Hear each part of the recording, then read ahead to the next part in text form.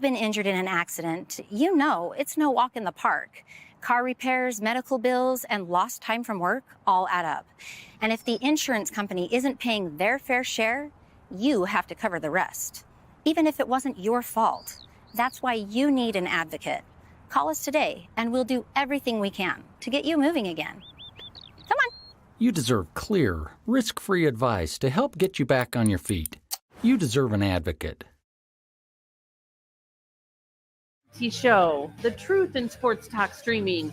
When you want unbiased opinions about your favorite team without the spin, all you have to do is find the Monty Show, streaming live and available 24 hours a day, 7 days a week on YouTube. And now, here's Monty. Hey, the Monty Show, live on your YouTube machine. Thanks for joining us. As always, the show is brought to you by The Advocates, theadvocates.com, who remind you to strut your mutt.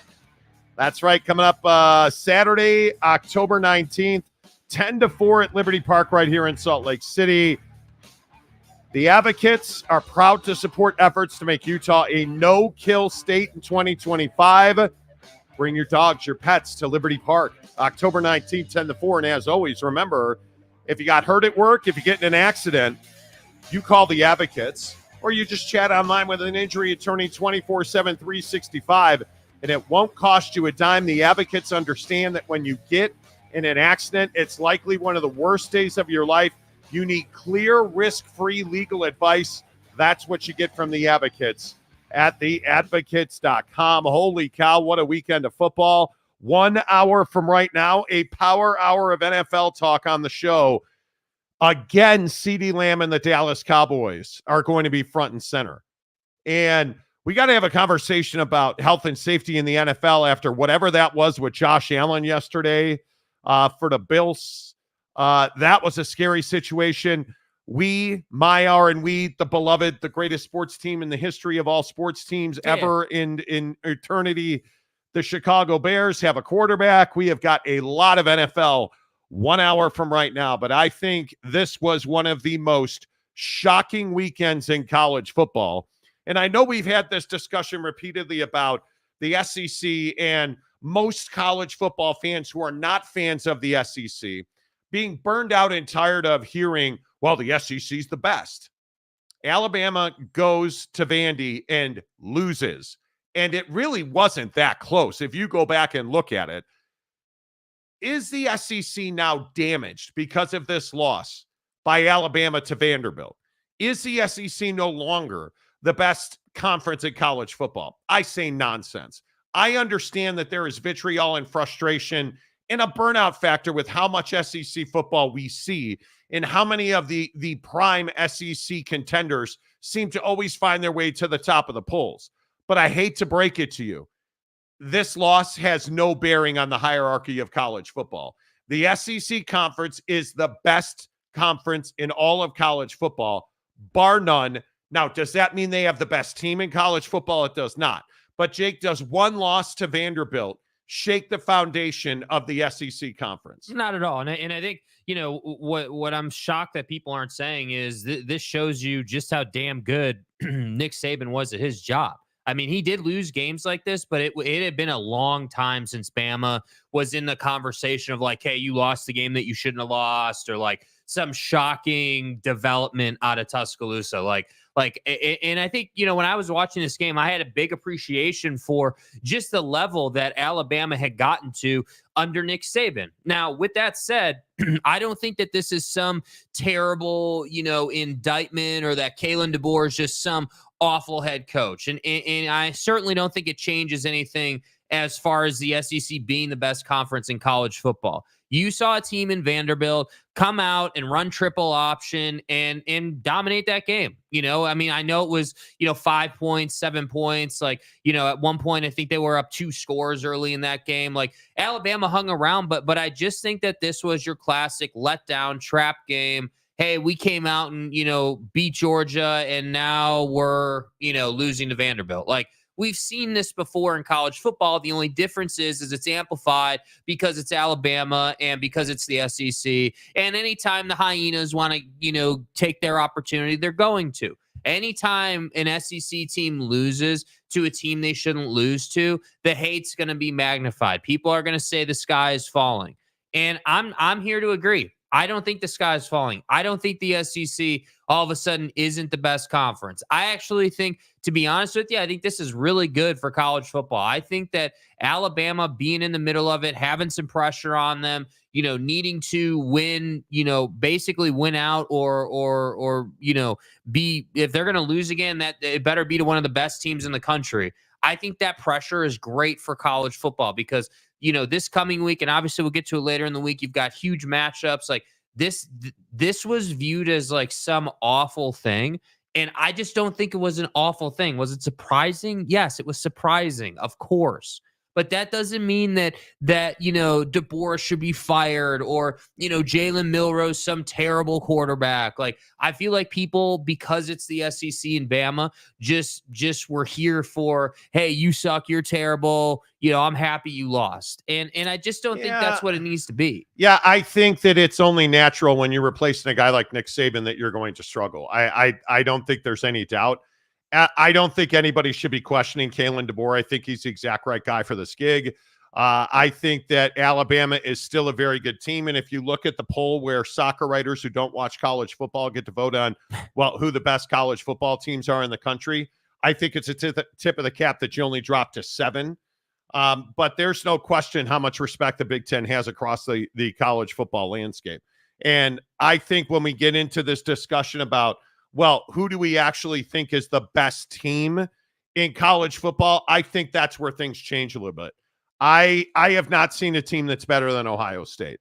And I know that, again, you guys are probably tired of seeing Ohio State at the top of the AP soccer writers poll, and I totally understand that. But I have not seen a team that is better than Ohio State. And what we saw from the Bucks against Iowa this weekend did nothing to change my opinion on that. Will Howard looks like an absolute stud. But again, I'm not telling you that somehow there's injustice that Ohio State's not number one. I think Texas is deservedly so number one. I don't know about Oregon. I don't think we've seen enough to truly understand who they are. I think we've seen them struggle mightily. But for all the Dylan Gabriel haters, sorry to disappoint you, my guy's legit. So I think when you look at those top 10 teams, is Texas and Ohio State 1 and 2 in the country? Sure. But anybody who doesn't have Georgia and Alabama in the top 5 is out of their damn minds. I think after what we saw from Miami, my God, are you crazy to make that comeback against Cal? That was one of the most scintillating comebacks I've ever seen. Yeah, and I think it was, for Miami, looking at this poll, I think that's a proper ranking for Miami. I think what I'm surprised about Really? is what you were saying is that, Bama being outside of the top 5. I think dropping them to 7 it plays right into what I was just saying. Any other team losing that game, it stays inside the top 5. The top 5 should be any mix, and we can have that conversation, but it should be, Texas, Ohio State, Georgia, Bama, But really, who has Texas beaten? You tend to get all Michigan. They dominated Michigan early in the season when everyone said Michigan was good. Excuse me, sir. Excuse me. You were there. You and I spent quality time over the weekend. Right. Watching Alex Orji be absolutely horrendous. Right. And what I'm saying is that when they beat Michigan at that time, the public sentiment was Michigan was a national championship contender. Come on. I don't think that, Matt. We definitely disagree on how Texas has garnered the number 1 spot. They're wildly talented. They are as deep as any ocean on the planet. I totally get it. I guess my thing is you're saying you think Ohio State should be the number 1 team in the country, but no, I said I think they're the best team I've seen this year. Okay, so is that not the same thing? It is not. I think the way soccer writers vote would have. I should probably stop being so bitter about the AP poll. I think the AP poll is voted on as a popularity contest. I think it's no different than the Heisman or I think it's wild to me that we can't get a consensus from a group of people who truly understand college football. And I look at the AP poll and I say to myself, at least Ohio State and Texas got all the first place votes. Right. And I don't disagree that Texas would have to lose that number one spot now.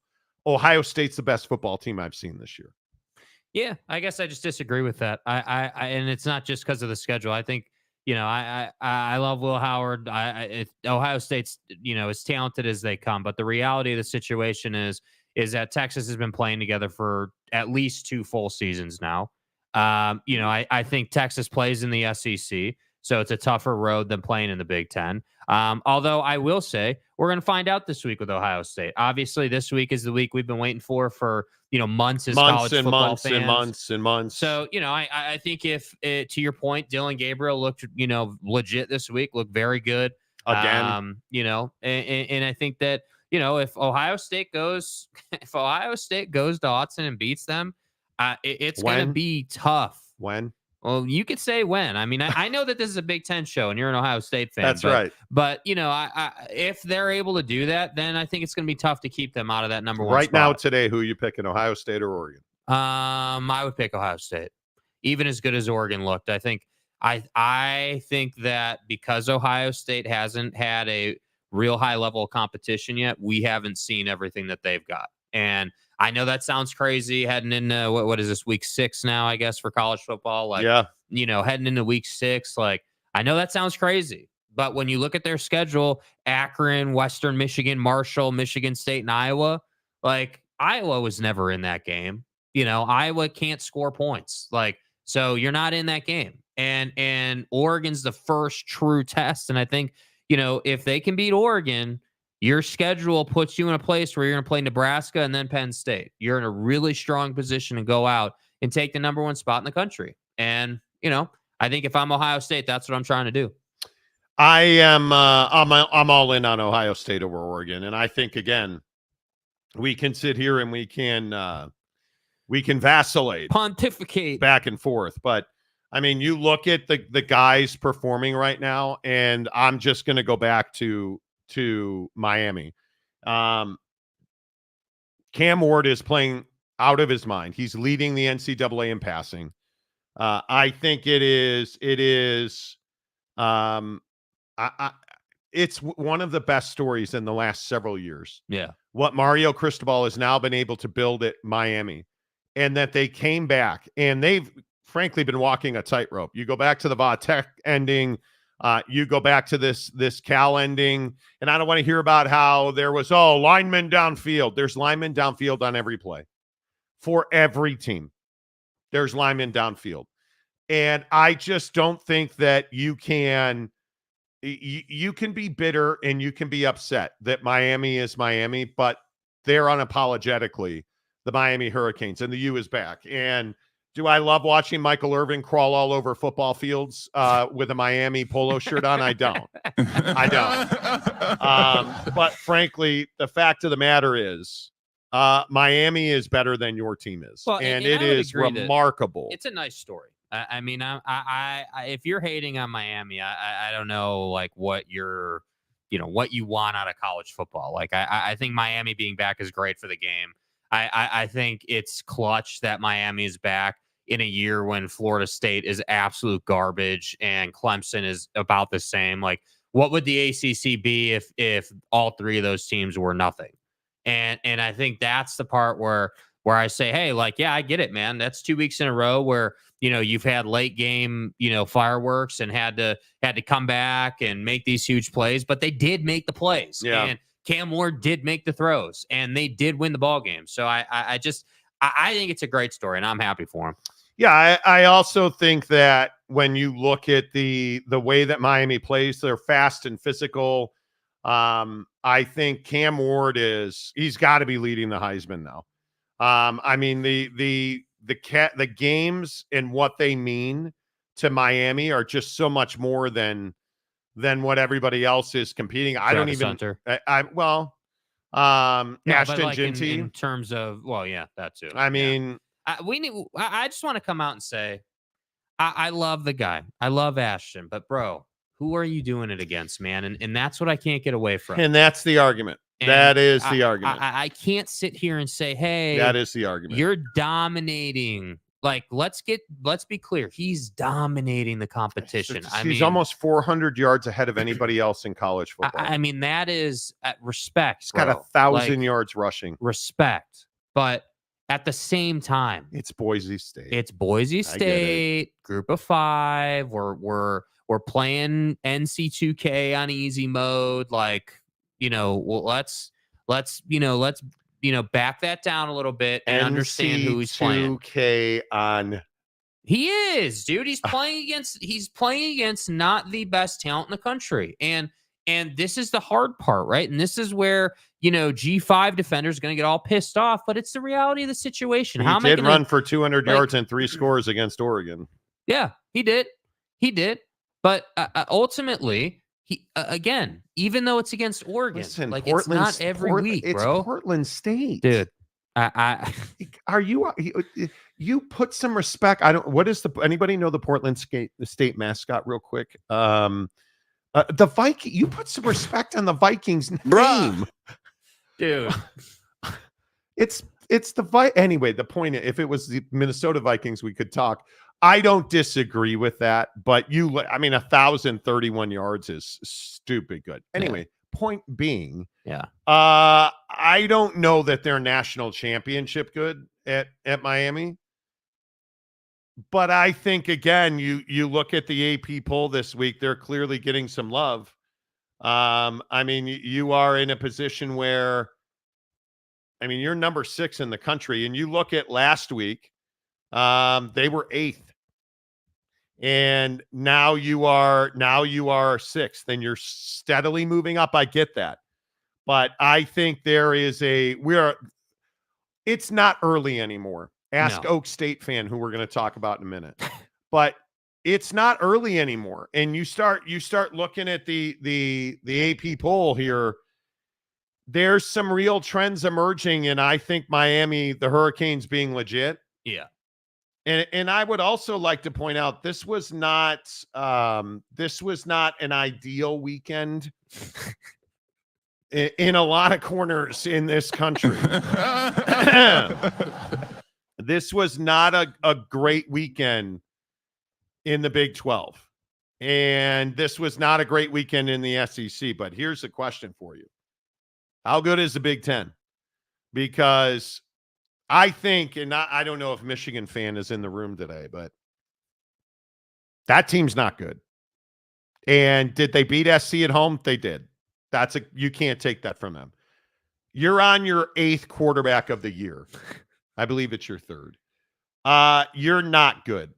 And I think that Michigan being bad really hurts the Big Ten. And when you look up and down the standings in the Big Ten, I guess my question is, how much do you believe in a 6-0 Indiana Hoosiers team that's 18th in the country?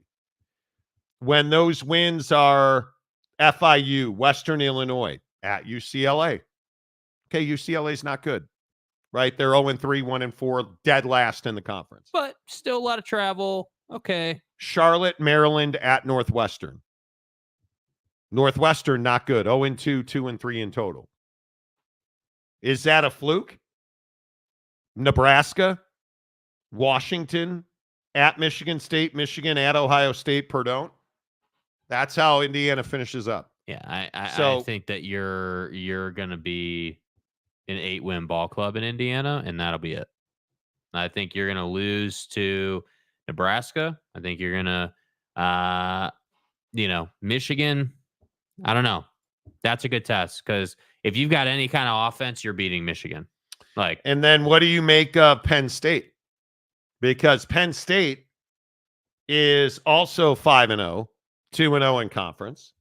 At West Virginia, that looks like a pretty good win right now. West Virginia's better than anybody thought they were. Bowling Green, Kent State, Illinois, UCLA. And now you're at USC, Penn State. You're at USC, at Wisco, the Ohio State, Washington, at Purdue, at Minnesota. You finish it with Maryland at home. Yeah, Is that a 2-loss Penn State team? I don't know. Ask me what's your belief in Lincoln Riley's ability to bounce back? Well, He's got the exact same record that Clay Helton had at USC through the same amount of games. I mean, I think Lincoln Riley's coaching for his job. Yeah. As crazy as that, I was talking to an SC alum yesterday, and I think that Lincoln Riley's coaching for his job. Yeah. Which is crazy. I would not fire Lincoln Riley. I would not. But USC cannot continue to sputter the way that USC is sputtering. You've lost 2 of 3 at Michigan and at Minnesota. Now, it was a miraculous Minnesota team. But Minnesota is a 500 football team. Oh, wait, so are you. Yeah. And so the question again that's on the table is, how good is the Big Ten? I mean, I think they are who we thought they were. They're the second best conference in the country. I'm not going to sit here and say they're better than the SEC. I think they are, this year, you don't have a choice but to say that the Big Ten, is slightly better than the Big 12. I mean, the Big 12's got some nice stories in it, but yeah, Cam Rising's finger isn't one of them. Yeah, I'm and I'm trying to be so wait. Jake walks into the studio today, and I understand traffic's been worse driving to the studio, and I totally get it. Mm-hmm. Jake walks into the studio today. Does he say, "Hey, good morning, fat ass"? No. Does he say, "Hey, how are you? Hey, how'd you sleep? Hey, great weekend of golf"? Does he say any of that? He said no. What did he say? I don't want to talk about Cam Rising's fingers today. Yeah, I'm not talking about that's finger what, gate, dude. I am not even kidding you. I hadn't even cracked an energy drink or had a sip of water this morning. I am just getting settled into the studio, and homie's like, not even good morning. I'm not talking about Cam Rising's fingers. Here I am. I'm not talking about Fingergate. That's the first thing. I'm not talking about. Hey, man, how'd you sleep? Boy, really good to see you. Looks like you got some sun. How'd you sleep? I'm not talking about Cam Rising's fingers. That's the first thing guy says to me today. Yeah, dude, I'm tired of it. I'm over it, dude. I'm done talking about. Oh wow, Cam's a game time decision today. He tried to throw the football and he couldn't, and we're doing the best we can over here. Your starting quarterback is Isaac Wilson, and that's who you are. And again, I love the Utes when Cam Rising plays, but it's too often now, and I've flipped on this because I'm over it. And the problem is, and we're going to get to this in detail in a minute, the Oklahoma State game doesn't mean a damn thing anymore because they're terrible. They're absolutely terrible. So the fact that, we won without Cam, like, you should have won that game 100%. And now it's turning into a thing where I have to sit here and be like, yeah, well, I'm looking at the Big 12 and, BYU's the best thing you got going.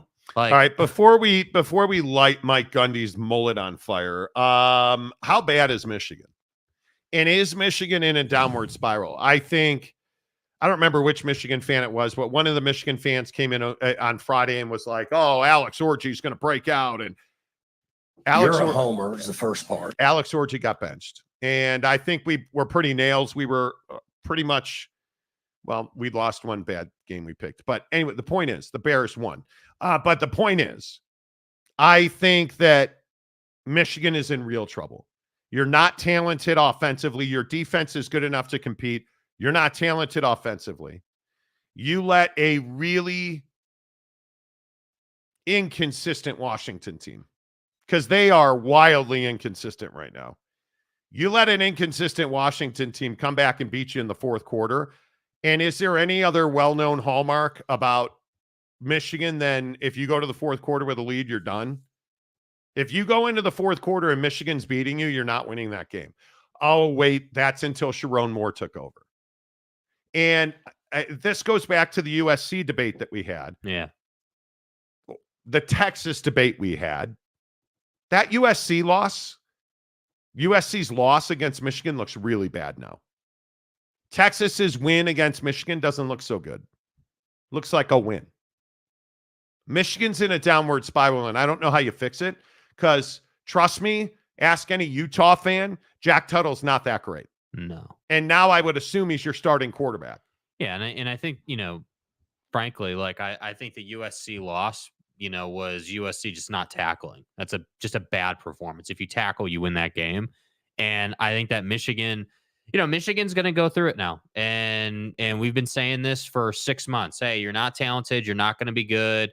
And I agree. I understand as a college football fan and as a Michigan fan, if you're wanting to say to yourself, hey, well, Orgy's going to be amazing, or, what's the spin on Tuttle going to be this week? Or like, okay, I understand, dude. I understand that your team's not good. You're going through it. You're trying to find any semblance of positivity. I totally get that.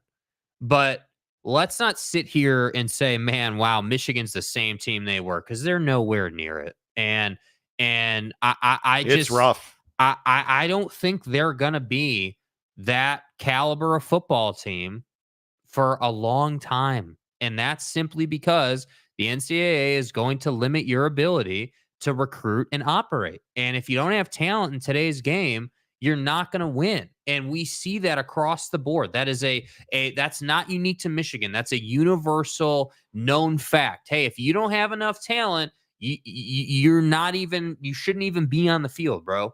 And that's where I look at Alex Orgy and I say, hey, bro, you're Michigan and you have a running back playing quarterback. Like, let's be real about it. Like, and I'm not even hating. I'm being serious about this. This guy is a running back trying to fake it as a quarterback. And we're surprised he got benched. Do you guys understand that for the season they have thrown for 690 yards, 6 touchdowns, and 8 interceptions? That's their passing statistics for the season. They're not good. And the problem is you're going to have attrition on defense that's going to significantly change the face of that defense. And Sharon Moore clearly has had his eyes on a different prize. And I think just trying to keep the football program together after Jim Harbaugh absolutely ravaged you and went to the Chargers. Sometimes you should watch what you wish for. You should watch what you wish for. Congratulations on that national championship that nobody believes was a legit. You're a bad football team right now. Now, you are bad. You are not Oklahoma State bad. And listen, I like the passion of fans. But before I tell you why Mike Gundy should not be fired today, I'll let my fan, whoever this cat is, random dude on Twitter, rando bro, random Poke fan, we'll let him describe it for you. I'm not going to yell. I'm not going to scream. There's no point to, because this team is just hot ass.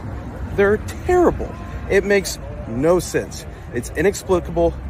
Casey Dunn, Brian Nardo are both equally as bad. Alan Bowman isn't good.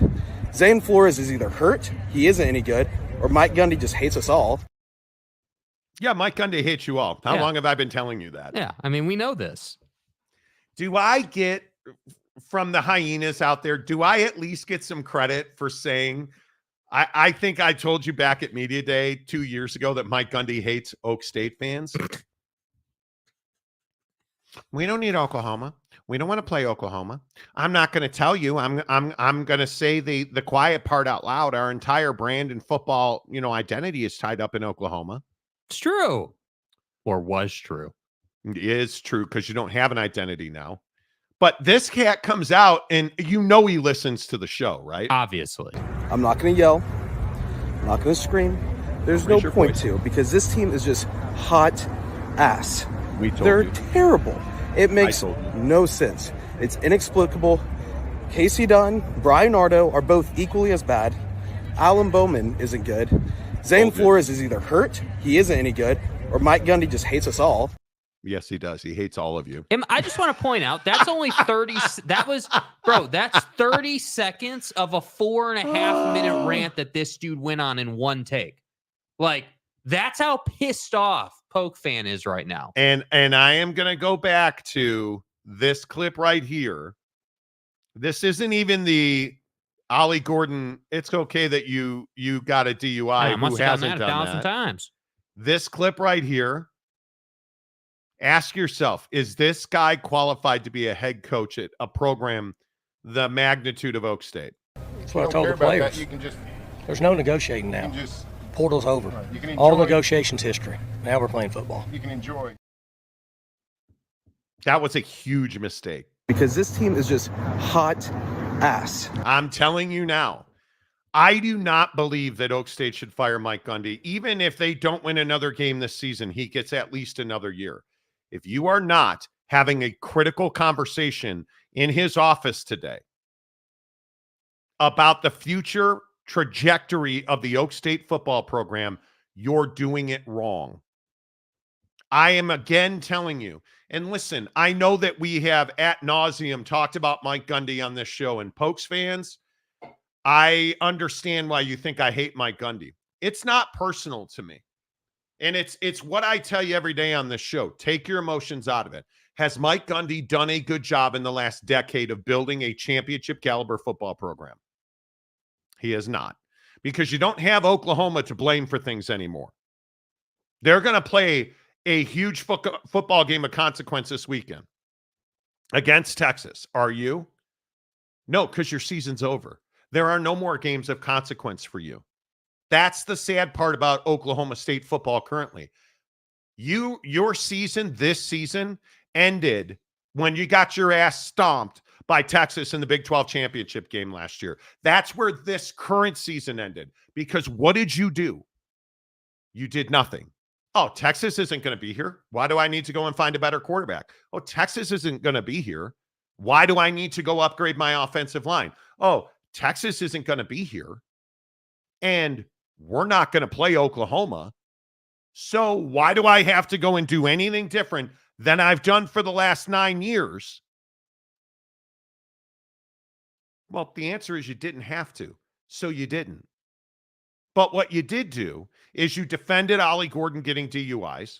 You said that the negotiations are over in NIL.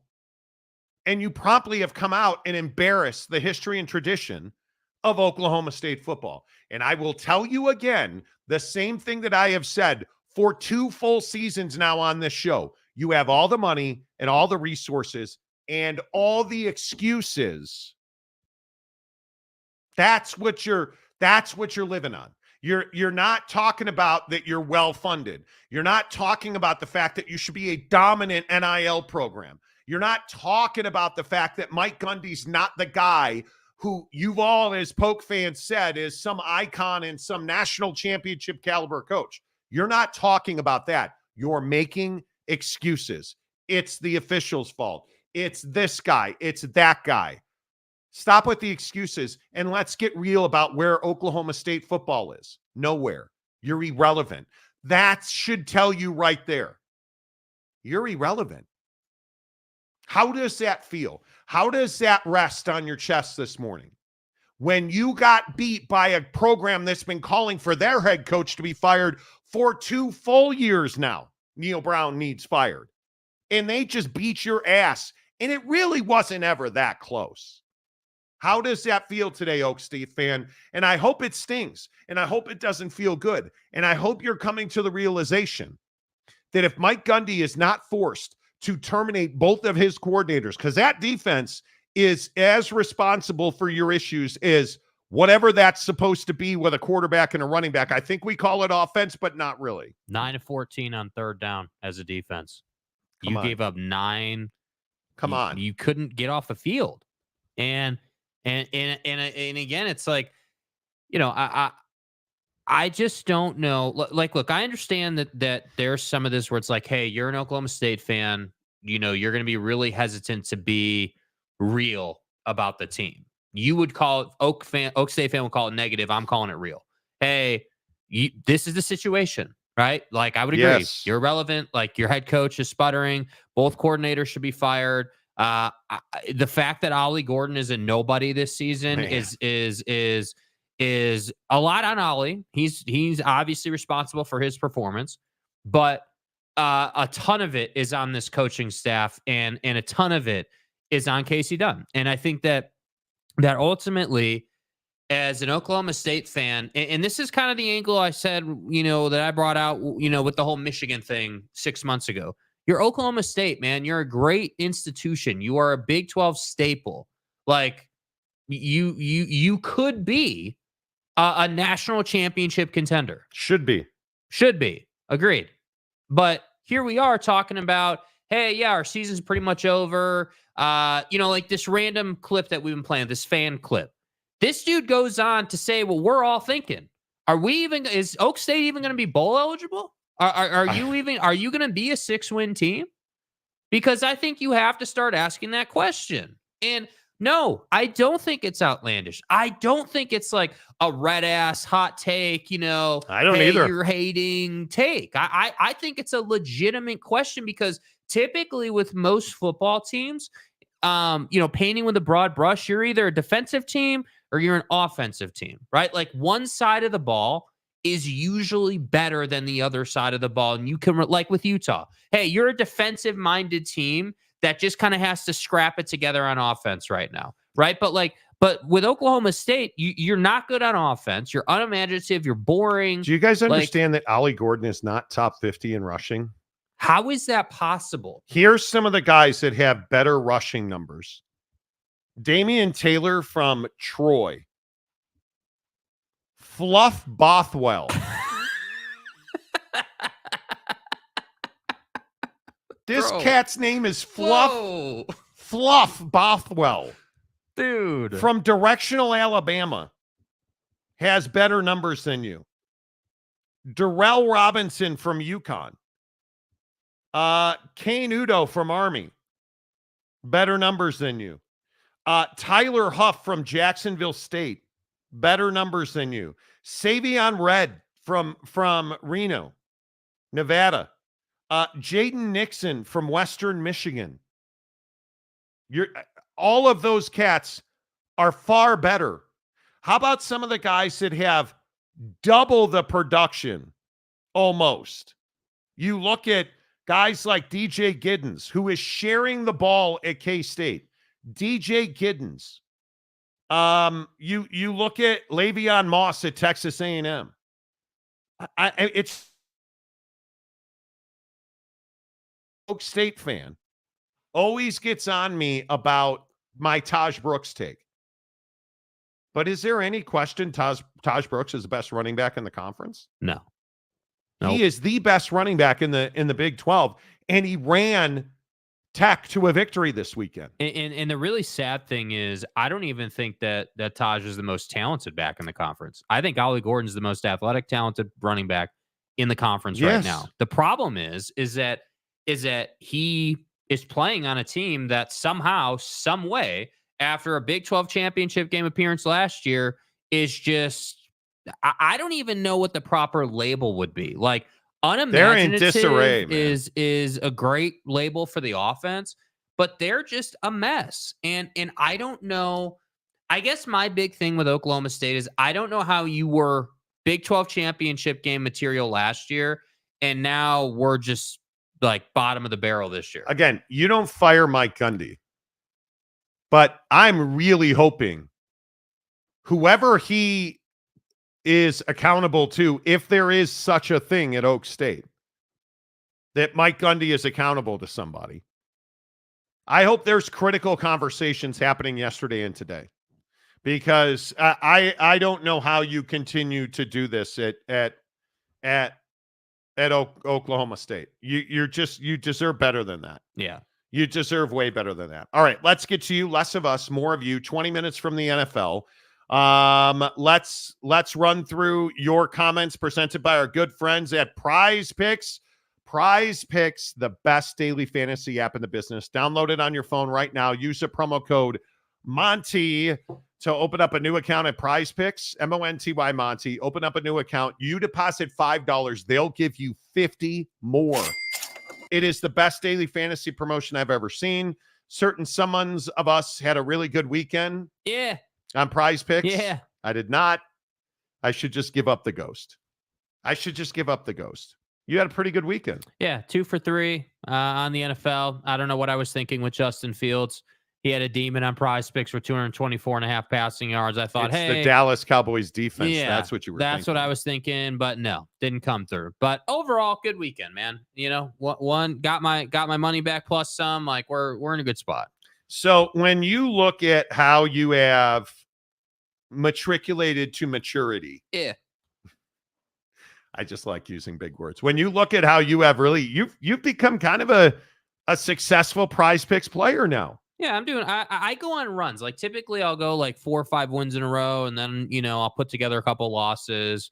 But I would say generally speaking, I use your formula, the old reliable. You play 2 out of 3, or you play a 3 and you do flex play. So you only have to win 2 out of 3. And the cool thing with that is Prize Picks. Once you get into it, you start to understand, okay, I need to basically, for you to win on Prize Picks, you need to find one goblin, which is a very easy win. That's like a really low barrier of entry. Hey, this guy should really knock that out every time.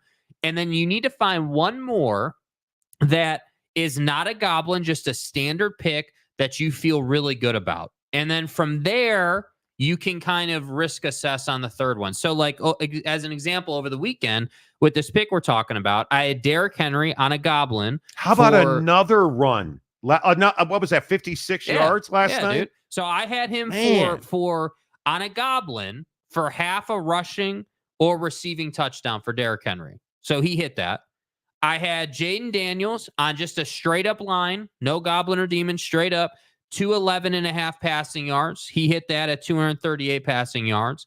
And then the Justin Fields one that I lost, I had him on a demon at 224.5. So I felt really good about the first two, took a risk on Justin Fields. It didn't come through, but that's okay. Still won. And that's what I'm talking about with Prize Picks, man. It's legit like 50 to this promotion where you start a new account, promo code Monty, $5 deposit gets you $50 back. It's wild. You can legit play on that money the entire season. And I always point this out too, because it's unique to Prize Picks. I don't know of any other platform that's doing it right now. If somebody leaves a game injured and you had that person, they do not hold that against you. It reverts back to, like in my case, I've had it happen where I'll have the 3 selections and one guy gets hurt. Yes. Then it's just a two selections. They don't count that as a loss. Here's a question for you. Derek Carr, 213.5 against the Chiefs passing defense, which is top half in the NFL. I think that I'm taking Patrick Mahomes for more than 236.5. I think that's in New Orleans, right? It is. No, it's in Kansas City. It's in Kansas. But here's the problem: who's catching footballs? Because without Rashee Rice, they're going to have to go into their depth chart, and old man Kelsey ain't that same guy. Well, the question with the Derek Carr selection on Prize Picks for this game, it's just a very simple question. Do you think Derek Carr on the road can eclipse that number in a tough environment in Arrowhead? And I agree, Kansas City is not as good as that. Defense is not as good as it used to be. I completely agree with that, but it's no cakewalk going to Arrowhead and doing that. I would have to say that if you take him, don't you have to take Chris Olave? Yeah, I think you do. But you can't. I don't think you can take both of them in one selection. I don't think they let you do that. I just did. I am taking Patrick Mahomes more than 236.5 tonight. Chris Olave more than 60 yards, and Derek Carr more than 214 yards. I'm going to take Derek Carr and a goblin at 199.5. That's what I'm doing. Okay, then I'm going to go Derek Carr on a heater. Okay. I'm not. Xavier Worthy for 1 touchdown. Well, that's the other one. If you don't take Olave, don't you have to take Xavier Worthy? You have to. Yeah, I'm flex playing that. I am baseball tonight too, by the way. There is a lot of baseball tonight. Yeah. But I don't know. Like, are you guys? Yeah. Anyway. All right. That's my Prize Picks for tonight. Go and get it. Use the promo code Monty. Open up a new account at Prize Picks. Download the app. Open a new account. Promo code Monty. Deposit $5. They'll instantly give you 50 more. Prize Picks, the official daily fantasy app. An hour of NFL talk coming up here in 15 minutes. First, let's go with, as always, if you want to get your comments read, you pay, because you always get read. Look at that. Lopes fan Gabe, a member for 21 Let's go, months. baby. 21 months. Let's go. Doyer fans are garbo. Yeah, we got to talk about that. We will talk agree. about that. That was embarrassing last night. That was embarrassing. And my San Diego Padres, I am a casual observer of the San Diego Padres. Absolutely just stomped the Dodgers.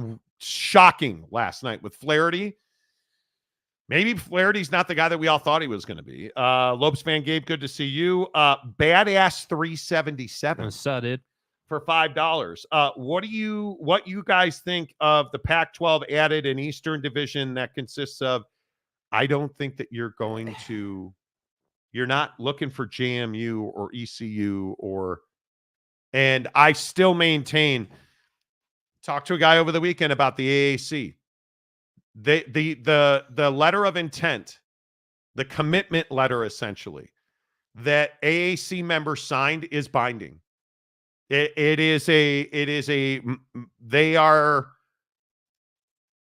think they're staying in the AAC. I think it's going to be very difficult to get teams out of the AAC. I don't know how you would. Aaron Wilson, gifts a Monty Show membership. Good to see you, Aaron. America's favorite postman. Matt Ritson for $5. TCU, that'd be Texas Christian University, should let go head coach, lost to SMU in Houston, barely beat Stanford.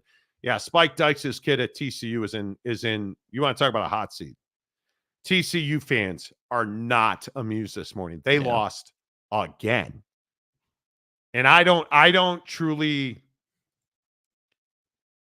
They should be way better than this. Mm-hmm. And I don't understand. Excuse me. I don't understand where TCU is right now.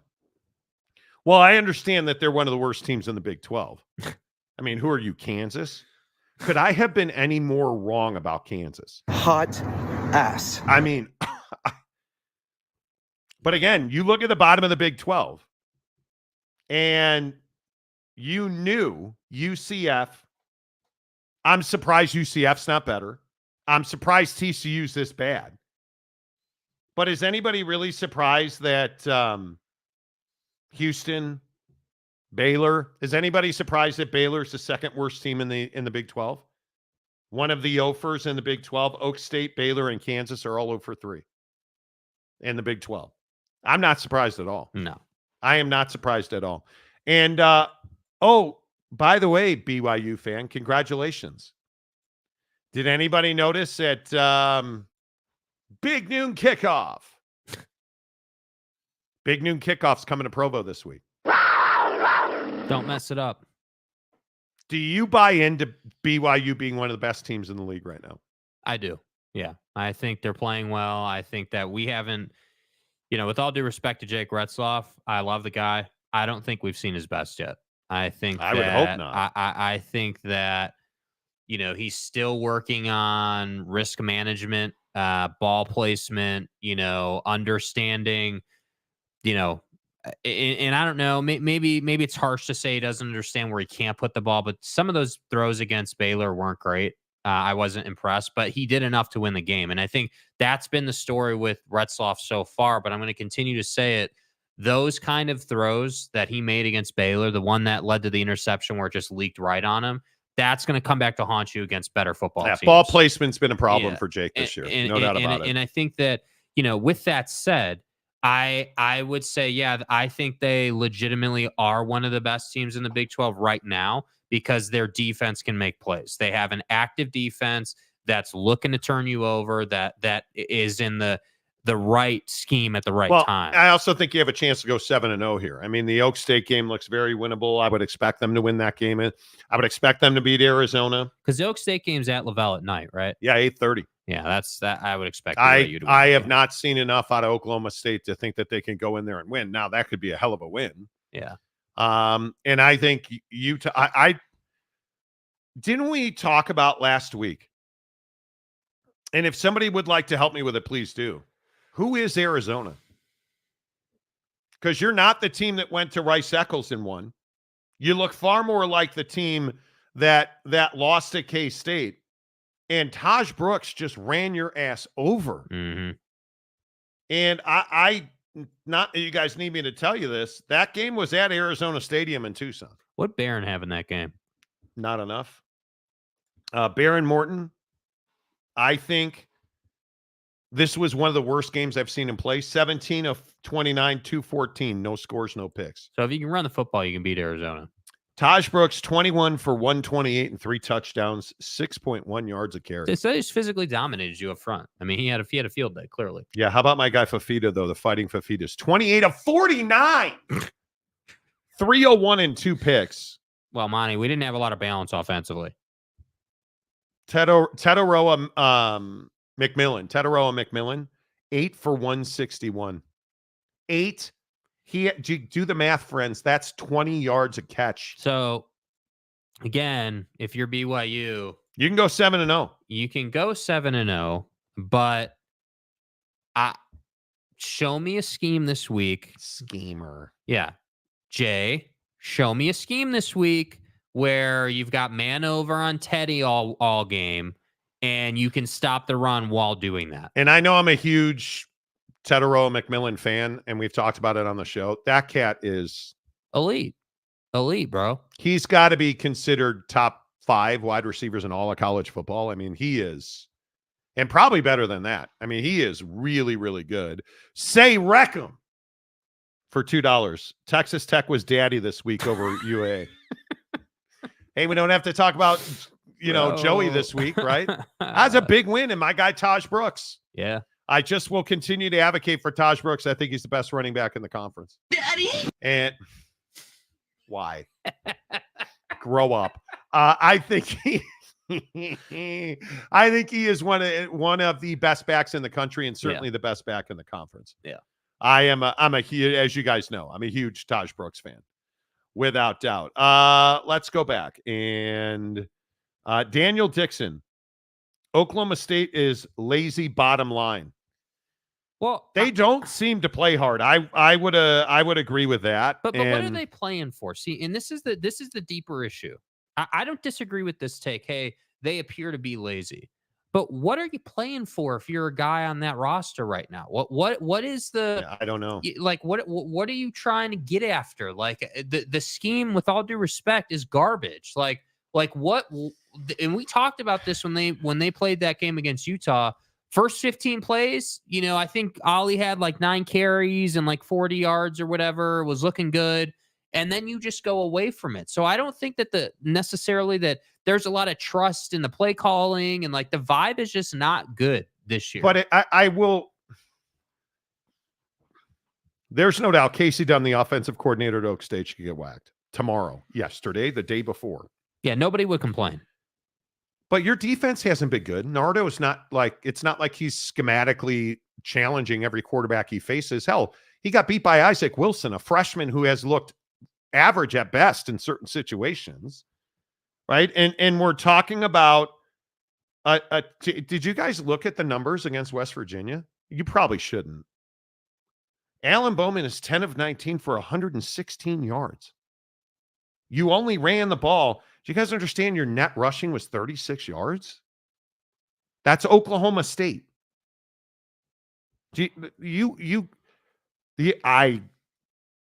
Are you out of your mind?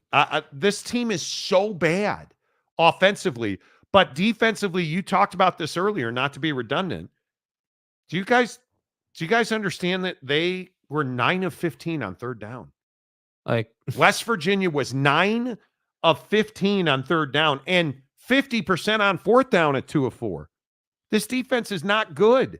They had 558 yards. And think about that number, right? I mean, you're West Virginia and you're 9 of 14 on third down and 2 of 4 on fourth down. That means you're in third and fourth and manageable all day. You're 2 yards to get that. They first ran down for 389 yards against you. Yeah. What was the time? Does it have time of possession stat there? Yeah, I can pull it real quick. Like, I mean, it's an insane 42 number. minutes. And who Think are you, about Utah? that. 42 minutes and 40 seconds at time of possession for West Virginia. We can sit Come here on, and we can polish a turd. This Oak State defense is not good. And the other thing in their defense that I would say is the offense being so bad is putting the defense on the field for 42 minutes, bro. Like, Go back to the Arkansas game. I don't care who you are. 42 minutes on the field and not knowing the number of probably 50, 60 plays at least. Oh my God. Like, bro, that defense is not like, with all due respect to them, you could be the Bama defense and you wouldn't hold up at that point. Like, that's too much. I don't know how you fix it. 31 first downs. Hey, come on, man. So, yeah, I would agree that... Do you guys understand that Oak State had 11 total first downs? This was an ass kicking. And I'm happy for West Virginia fan today. Yeah.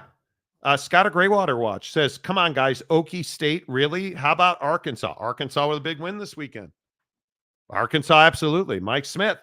I always thought hot ass was a good thing. I mean, dude, I don't know what else to tell Hot you. ass. And again, I'll just play the legendary Oak State fan coming out of the game this weekend. I'm not going to yell. I'm not going to scream. There's no point to, because this team is just hot ass. They're terrible. It makes no sense. It's inexplicable. Casey Dunn, Brian Nardo are both equally as bad. Alan Bowman isn't good. Zane Flores is either hurt, he isn't any good, or Mike Gundy just hates us all. Or Mike Gundy just hates us all. Because this team is just hot ass. It's so good. It is so good. Anybody that is I don't. And notice the Oak State fans aren't in the comment section today. Yeah, where's James at? See here? No, I haven't seen James. Well, there he is right there. DC Nardo gets a pass. His two best defenders are hurt. Casey Dunn needs to be fired today. Again, I don't think that that's way off. I would say Nardo getting a pass is strong. You don't have to have depth. Well, I agree with that, but is that a Nardo thing or a Gundy thing? Because we know Gundy is not a portal guy, so that would mean that the coordinators don't exactly have a credit card for the portal, right? But one more thing I would say there, I would agree that Casey Dunn is more responsible than Nardo. Not to say Nardo's just off the hook, but that offense as bad as they are is overexposing the defense something terrible. And you're not getting away. You can't overcome that many plays, man. Oh, Phil Benzer, you're not going to be happy today. Most of the Big 12 is just bad schools that need to be regulated to the G5. Well, you might not want to talk so loudly after UNLV laid an absolute deuce against Syracuse. That was one of the shocking. Somebody forgot to tell Kyle McCord he sucks and can't throw the football. Because Kyle McCord. Well, it's funny what happens when you get, shipped out to Syracuse and have to prove yourself. He threw for 300 again. Yeah, I think he's top 5 still in all college football. Kyle McCord, 40 of 63, 355, 3 touchdowns and a pick. Hello. Yeah, I mean the guy can throw it for sure, but I don't know, man. The guy can throw it. You're gonna have to show me.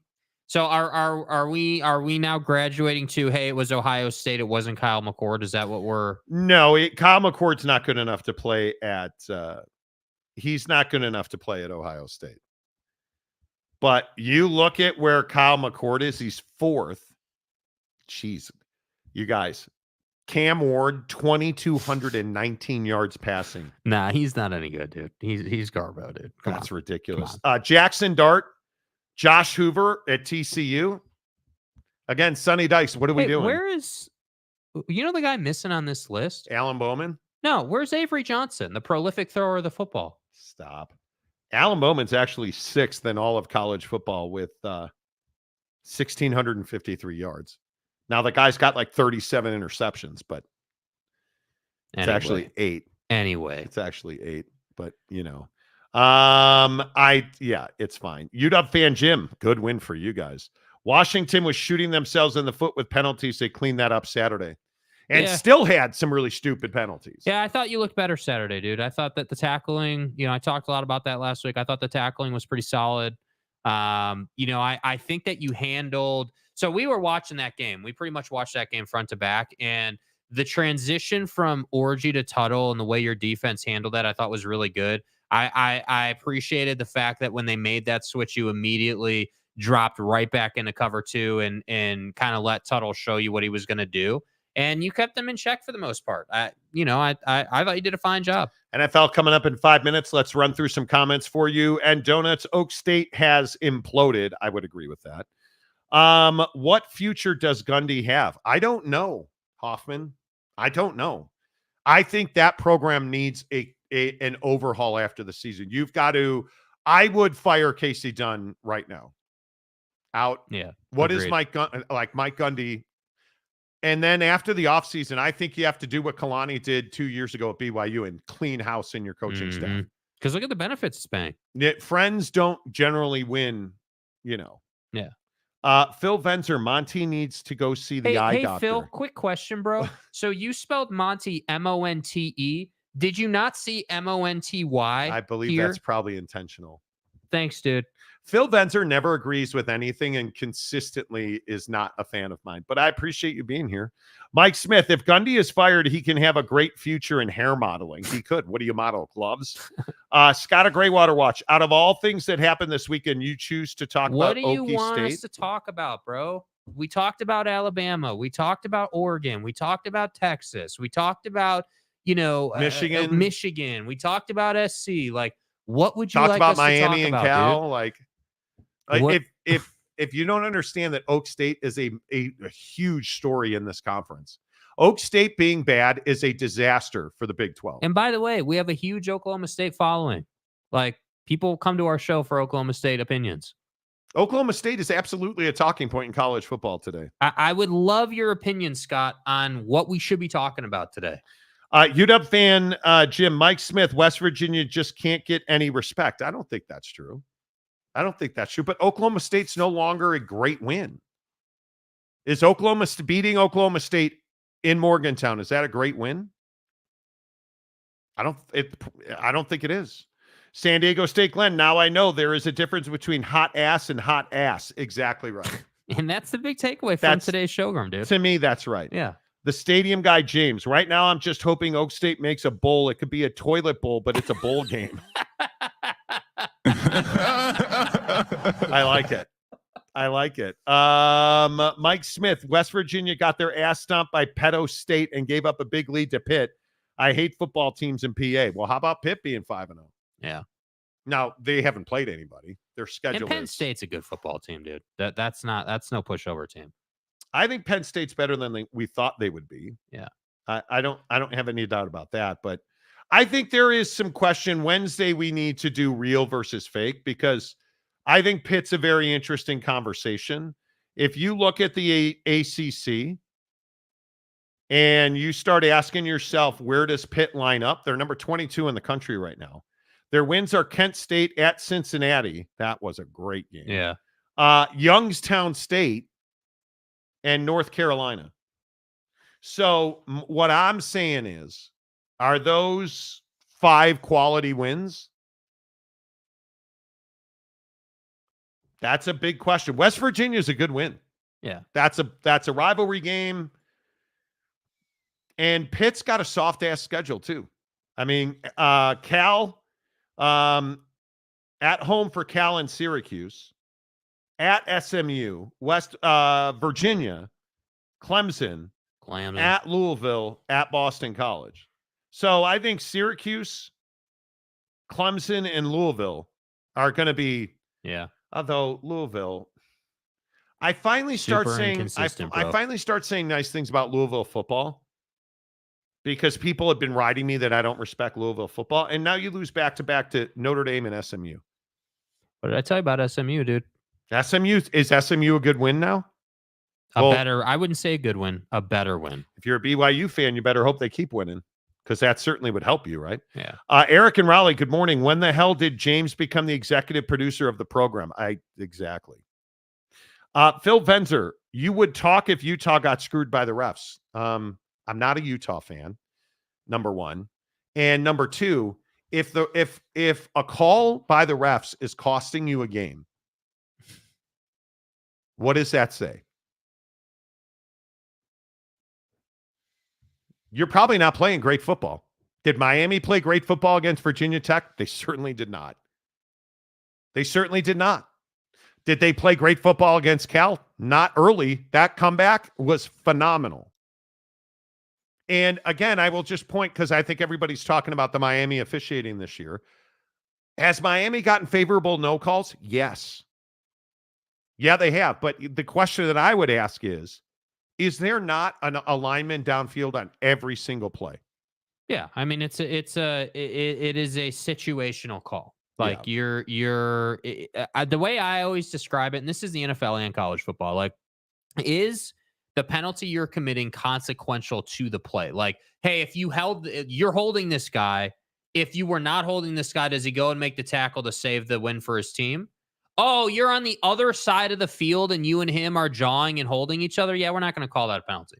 Yeah. Like, that's just how it works. I look at bad football teams, and what are they always complaining about? Officiating. Always. And I'm not a believer in that. I think you have to, my philosophy on this, analyzing football, and specifically football. You have to take your emotion out of it and look at the X's and O's and the decision making that led you to where you are. That's usually, if you do that and you look at the decisions that players and coaches make, clock management usually is a huge one. And we're going to talk about Deshaun Watson and the Browns today here in about 2 minutes as we're 8 past the hour. But that timeout that they had to take, come on. Tanner Plummer, wait, I thought I was the executive producer of the show. I believe you are. That maybe changes happen behind the scenes. Mike Smith, the Monty Show are not BYU or Utah fans, even though they are. Okay, so why do we talk about Texas Tech and Texas and TCU and Baylor so often? Well, we're fans of all those schools. So, because Texas is a huge viewership on the show.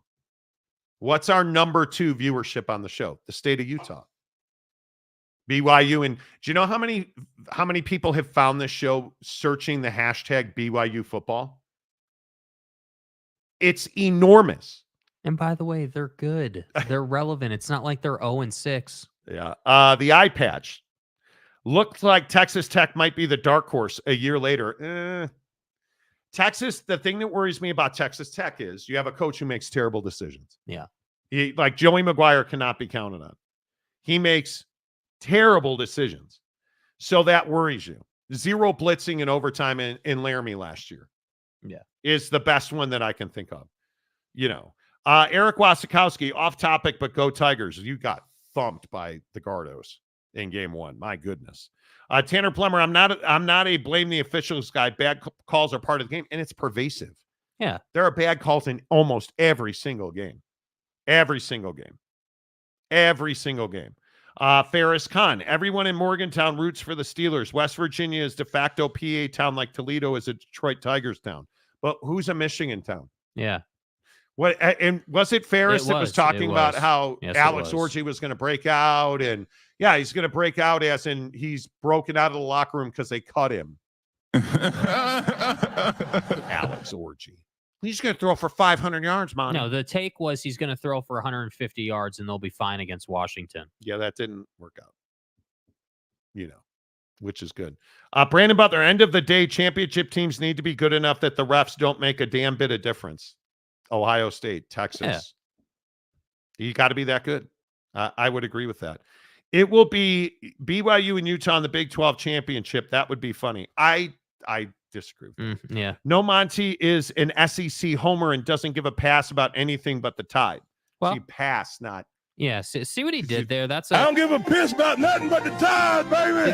That's a reference to that drop, and but James doesn't curse, so yeah, go balance. Dodgers Yankees would get the best ratings.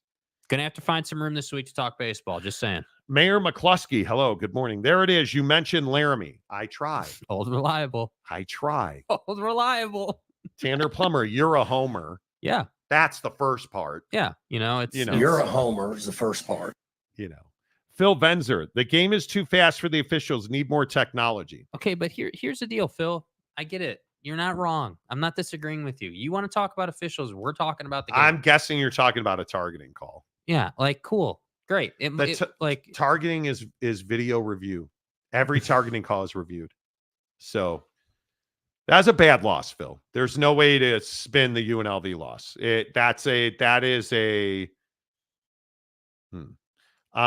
Smash the number, FairsCon. Michigan might have trouble making the playoffs.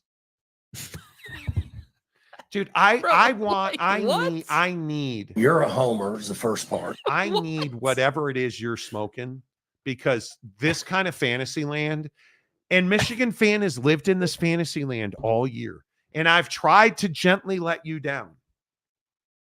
I've tried.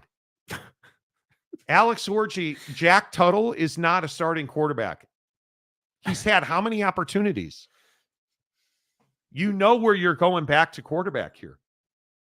You know it, and I know it. Mm-hmm. It is when you look at the numbers, and again, I said this earlier, I'll say it again. Put a number in your head as to how many yards Michigan has passed for. And would it surprise you that number is 690 yards total between three quarterbacks? They have 6 touchdowns and 8 interceptions. And we both know Davis Warren's probably going to get another shot. Because your guy, Alex Orji, who you proclaimed the Heisman Trophy winner, you didn't, that's an exaggeration. I'm just telling you. And yes, DK for $5. Iowa State and BYU in the Big 12 championship game. It would be amazing for our show if BYU went to the Big 12 championship game. But my opinion on the Big 12 championship game is unchanged. Yeah. I still think Iowa State's the best team in the conference. That's the best football team I have seen in the Big 12 is Iowa State. And my guess is they'll wind up playing Utah. And here's the biggest question and what I'm curious about. Can Iowa State come to Rice-Eccles Stadium November 23rd and win a football game? Cam Rising's fingers be damned. Because that's going to decide likely how this all goes. Yeah. Because Iowa State right now is 5-0. And their schedule sets up nicely. At West Virginia this Saturday now looks like a massive game in this conference. UCF, Texas Tech, both those games and names. At Kansas, Cincinnati, at Utah, K-State. You got a chance, man. You've got to beat West Virginia. You've got to beat Utah and K-State. That's it. Because Utah's schedule is for a 4-1 team. Arizona State, TCU at Houston, BYU at Colorado, Iowa State at UCF. A little easier. I think it's a lot easier. I think it is a lot easier, and I think if I am an Iowa State fan, that's all I care about is November 23rd. Well, and if you're an Iowa State fan today, you should feel good. I think that defense should be able to hold up against that rushing attack. All right, time to talk the NFL after this from the Advocate. When you've been injured in an accident, you need a lawyer, and you deserve an advocate. Speaking with an attorney is simple and 100% free. We're available 24/7 for your convenience, and we'll take on the claims process so you can rest easy. You deserve an advocate. You do deserve an advocate. Risk-free legal advice. That's what you need. And you get that at the Advocates. Clear, strong legal advice. Somebody who's going to fight for you, because the Advocates understand that when you've been in an accident, it's one of the worst days of your life. That's why they're never going to ask you to reach in your pocket and cut them a check. You don't pay the Advocates unless and until they win your case. Theadvocates.com. All right, let's switch gears. Let's mix in some NFL because this situation in Dallas is becoming problematic. CeeDee Lamb caught on camera again last night. Now, here's the question. What did CeeDee Lamb say to Dak Prescott? Because whatever he said was very, very low-key. Not a single player around him reacted. And there are people trying to make this into that he was cursing and insulting Dak. If you have a wide receiver insulting a quarterback sitting on the bench, do you think that players would react to that while they're standing there? They would. My guess is, and if you didn't see it, I would encourage you to go and get it. Obviously, we can't play it. It's copyright by the NFL. But you look at CeeDee Lamb, and I think he said it's a jump ball throw. Jump ball throw is what I think he said. Yeah, the play clearly calls for what I would agree with, a jump ball throw. A throw to the back pylon. Yeah, just loft it up there. Let CD go and get it. That's what he was looking for there. And, Dak was under a bit of pressure there, kind of threw one off of his back foot a little bit. And it was much more of like that low, more direct line right into interception. And terrible interception. Yeah, and I get it if you're Lamb. I understand, dude. You would have had an easy touchdown. Like, Dak's got to be a little better than that and understand the situation. Like, because a lot of people said, oh, well, he was under pressure. Like, he just threw it his way. Yeah. But I'm not giving him that slack. You're Dak Prescott. You're one of the best quarterbacks in the league. You got to know, hey, we're in this yardage. This is a red zone situation. I know the route that Dak is running, or I'm sorry, that CD is running. I need to know to loft it to him. So I understand why Lamb was upset with that throw, but let's not blow this out of proportion. You still won the ball game. Wide receivers and quarterbacks, it's an age-old thing. You get frustrated. It's Lamb and Dak. It's Garrett Wilson and Aaron Rodgers. There's a laundry list of the stuff that went down in Jacksonville with Trevor Lawrence and his wide receivers. Like, that's what people are trying to make this Cowboys thing into, and I just don't think it's even close. I don't see it. Yeah. I truly do not see it. And I think I am a noted, I guess this is a Dallas Cowboys show now. Apparently, yeah. I'm a noted Dak Prescott defender. I think that touchdown he threw to win the game, that's who Dak is on the regular. But no one's going to talk about that. They only want to talk about the Lamb issue. I agree. And I think that CeeDee Lamb's a problem. I will continue until I am proven wrong to say it's one of the worst contracts in the NFL. A terrible decision by Jerry Jones as King Henry runs all over people for Baltimore. But hey, they couldn't afford him. A terrible decision by Jerry Jones. I think he's a huge, huge problem, CeeDee Lamb, for the Dallas Cowboys, because it almost doesn't matter what he says. You can't continue to appear to be calling out Dak Prescott. And he just gets caught doing it every single week now. Every week. And with the rate that quarterbacks are getting hit and impacted by defenders in this league, you're seeing more and more mistakes. That Jordan Love interception out of the end zone yesterday. Yeah. How many times are we going to watch Will Levis do Jordan Love and Jordan Love do Will Levis, right? That's what the NFL is. Quarterbacks are getting crushed across this league.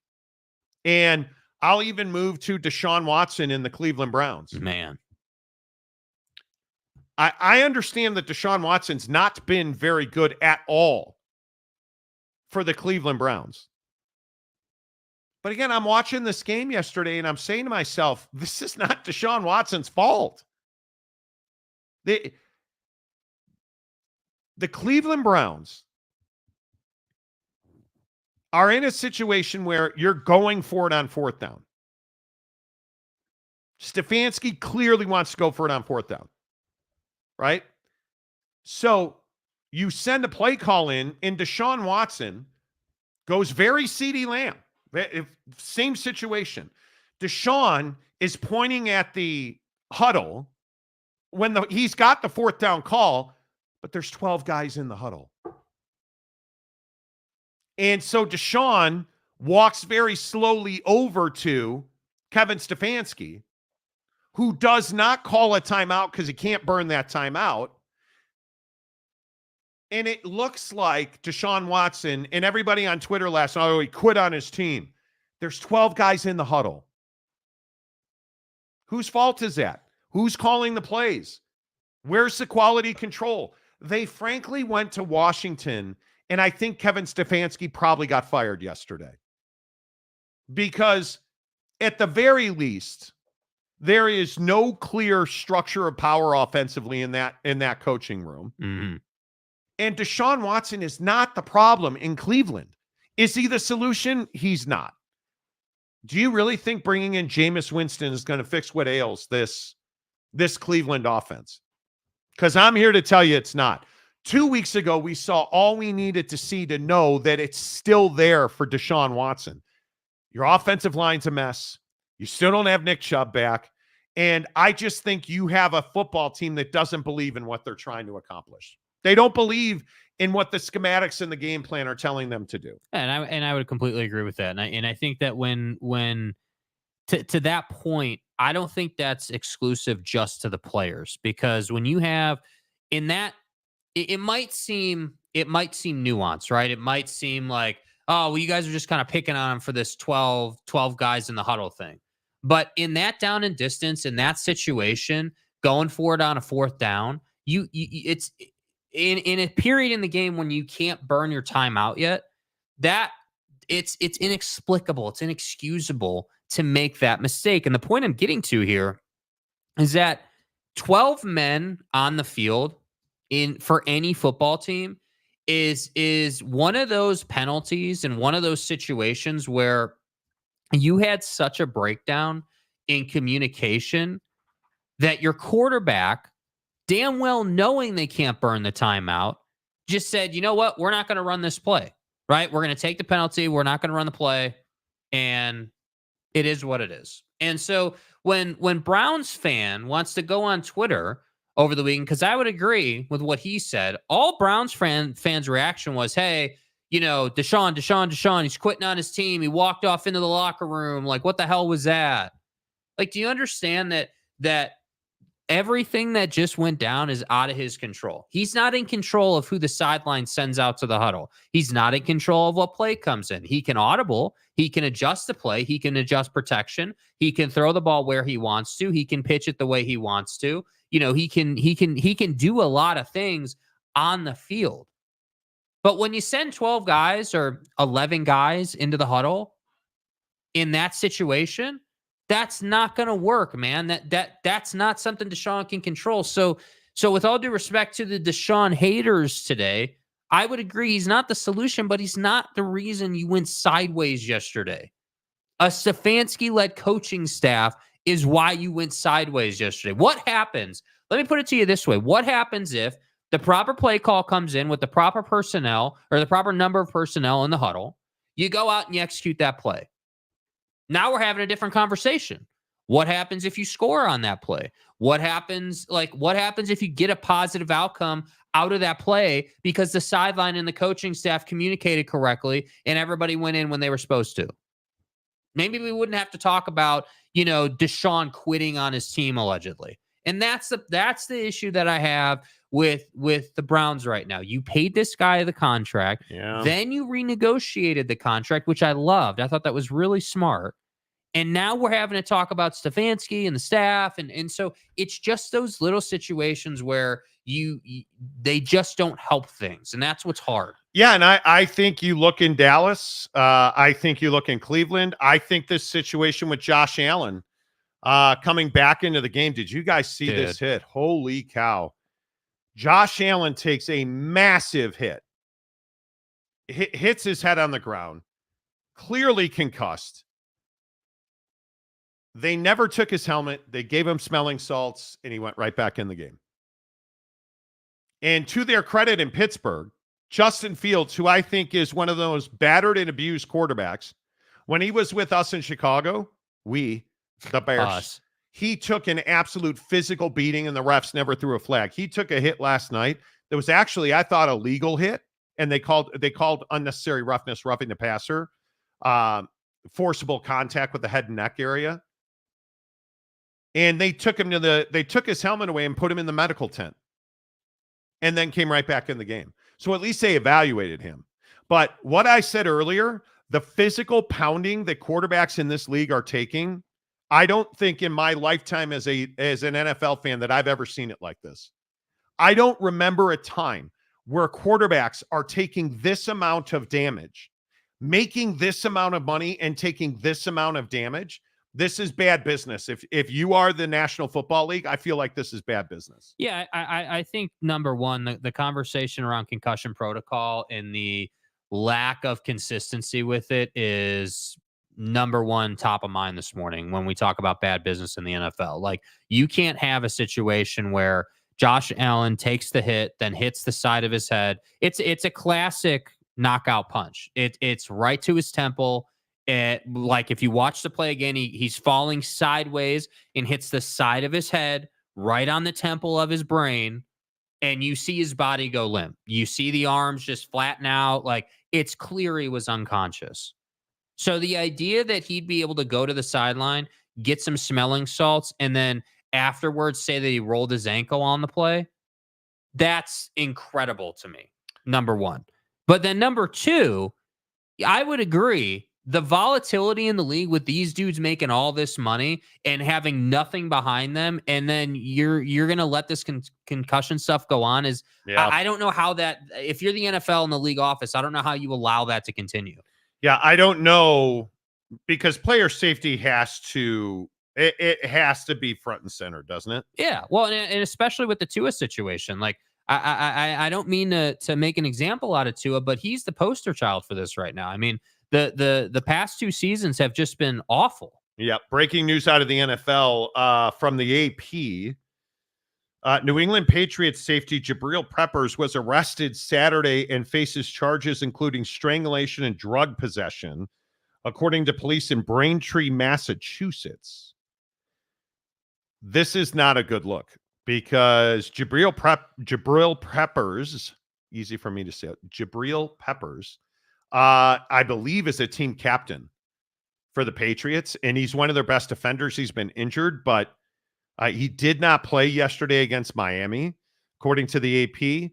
Limited in practice due to a shoulder injury. Police announced that Peppers was arrested over the weekend, saying they responded to a disturbance at a residential address Saturday morning when a caller indicated there was an altercation between 2 adults. Police said Peppers, 29, was expected to be charged with assault and battery, strangulation, battery with a dangerous weapon, strangulation, and possession of a Class B substance believed to be cocaine. Ooh. The victim was treated at the scene. Peppers is expected to be arraigned Monday in Massachusetts District Court. A bad season now went to a worse bad season in New England. My God. Yeah, I the thing that stands out to me there would just be that this wouldn't have guns involved in it because they said dangerous, not deadly.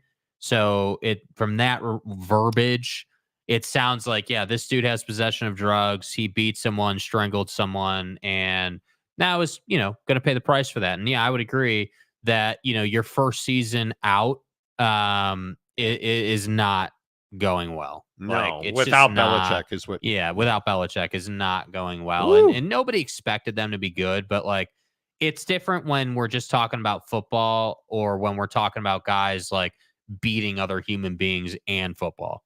Yeah, this is a bad story. This is a very bad story. All right, your thoughts on the National Football League. Mike Smith, Bo Nix yelling at Sean Payton. Another good example. Is Sean Payton in trouble in Denver? I don't think so. I think that I don't know if. So first of all, it needs to be said, I loved the Max Crosby garbage talk at the line of scrimmage. That was an awesome moment, and I love when defensive linemen do that to quarterbacks. What did I say? Yeah, you lost the game, and that's fine. That's fine. But again, we're talking about the Raiders. You're about to trade Devontae. I don't care if you win or lose the game. That's not the point. The point is that you're in the middle of the game yelling at a rookie QB, and in that very same game, we get that same rookie QB yelling at his head coach. And to me, it's either one of two things. So it's either Bo Nix and Sean Payton's relationship is just not in a good place, and that's why they're not executing. But see, I don't think that's it. Or it's that Sean Payton's system is so damn complex that it's hard. Bo Nix is struggling to pick it up because there's only been one guy who's ever run that offense great, right? And that's Drew Brees. I don't believe for a second that this is problematic. I don't think Bo Nix and Sean Payton having an animated conversation on the sideline is even a problem, depending on what was said in the conversation. If it was a no F you, oh, no F you. Now, they won the game, so that certainly helps. But I know you guys don't want to hear, but this stuff happens all the time. And it truly does happen all the time. But it so rarely happens in front of so many cameras like we are seeing now. And this is the difference. What's going on in Cleveland, the coaching staff has lost that team, in my opinion. Agreed. In Denver, they won the game. Bo Nix is a rookie, and that was a frustrating situation. And Bo Nix has shown flashes of brilliance. And so they're trying to get more of that out of him. Mayor McCluskey says, oh, no, Watson sucks. He totally doesn't deserve it. I'm not saying that Deshaun Watson has been good even. Yeah. But Deshaun Watson's not the problem in Cleveland. And benching Deshaun for Jameis Winston doesn't fix what's wrong with the Cleveland Browns. And I understand terrible football teams, and they have been terrible lately. Terrible football teams always point at the quarterback. And so I look at the situation in pick your bad quarterback, Indianapolis. If you could improve, Jacksonville's interesting. If you could improve Anthony Richardson, does that team win more games? Certainly. If Trevor Lawrence played better football, would that team win more games? Probably not. Because he hasn't been bad. He just hasn't been great. He's made some really bad decisions. The Deshaun Watson fumble sept thing yesterday, not good. But ESPN this morning, Deshaun Watson's done. He's not done. Give him an offensive line, give him a healthy set of running backs, and then tell me he's done. Yeah. He has zero protection. The guy just keeps getting pounded. And look, I think we need to keep saying this. I know it might seem repetitive, but I want to make sure we're all on the same page because I agree with it. He's not being good, but he's not. It's the easy button thing to say, oh, well, bench Deshaun. That doesn't fix 12 guys in the huddle. That doesn't fix a running back room that's been injured the whole year. It doesn't fix wide receivers. It does not fix Amari Cooper not running routes hard. It doesn't fix that. It doesn't fix the 12 men in the huddle thing. You can't blame Deshaun Watson for having 12 guys in the huddle. That you cannot. The guy was sacked 7 times yesterday. 7 times by not a great defense. That's not Deshaun Watson's fault. And I'll just keep going back to it. If you give me a healthy offensive line or just some semblance of a line that can play, then we can judge a quarterback. I look at the Chicago Bears, and I can affectionately look at the Chicago Bears this morning because Caleb Williams had a fantastic performance yesterday. Yeah. The Chicago Bears have a quarterback. And it's because their running backs and offensive line have improved as the season has gone on. Mm-hmm. Can you say that in Cleveland? You can't say that in Cleveland. You can't say that in pick your poison with quarter. Look at Brock Purdy. Look at San Francisco.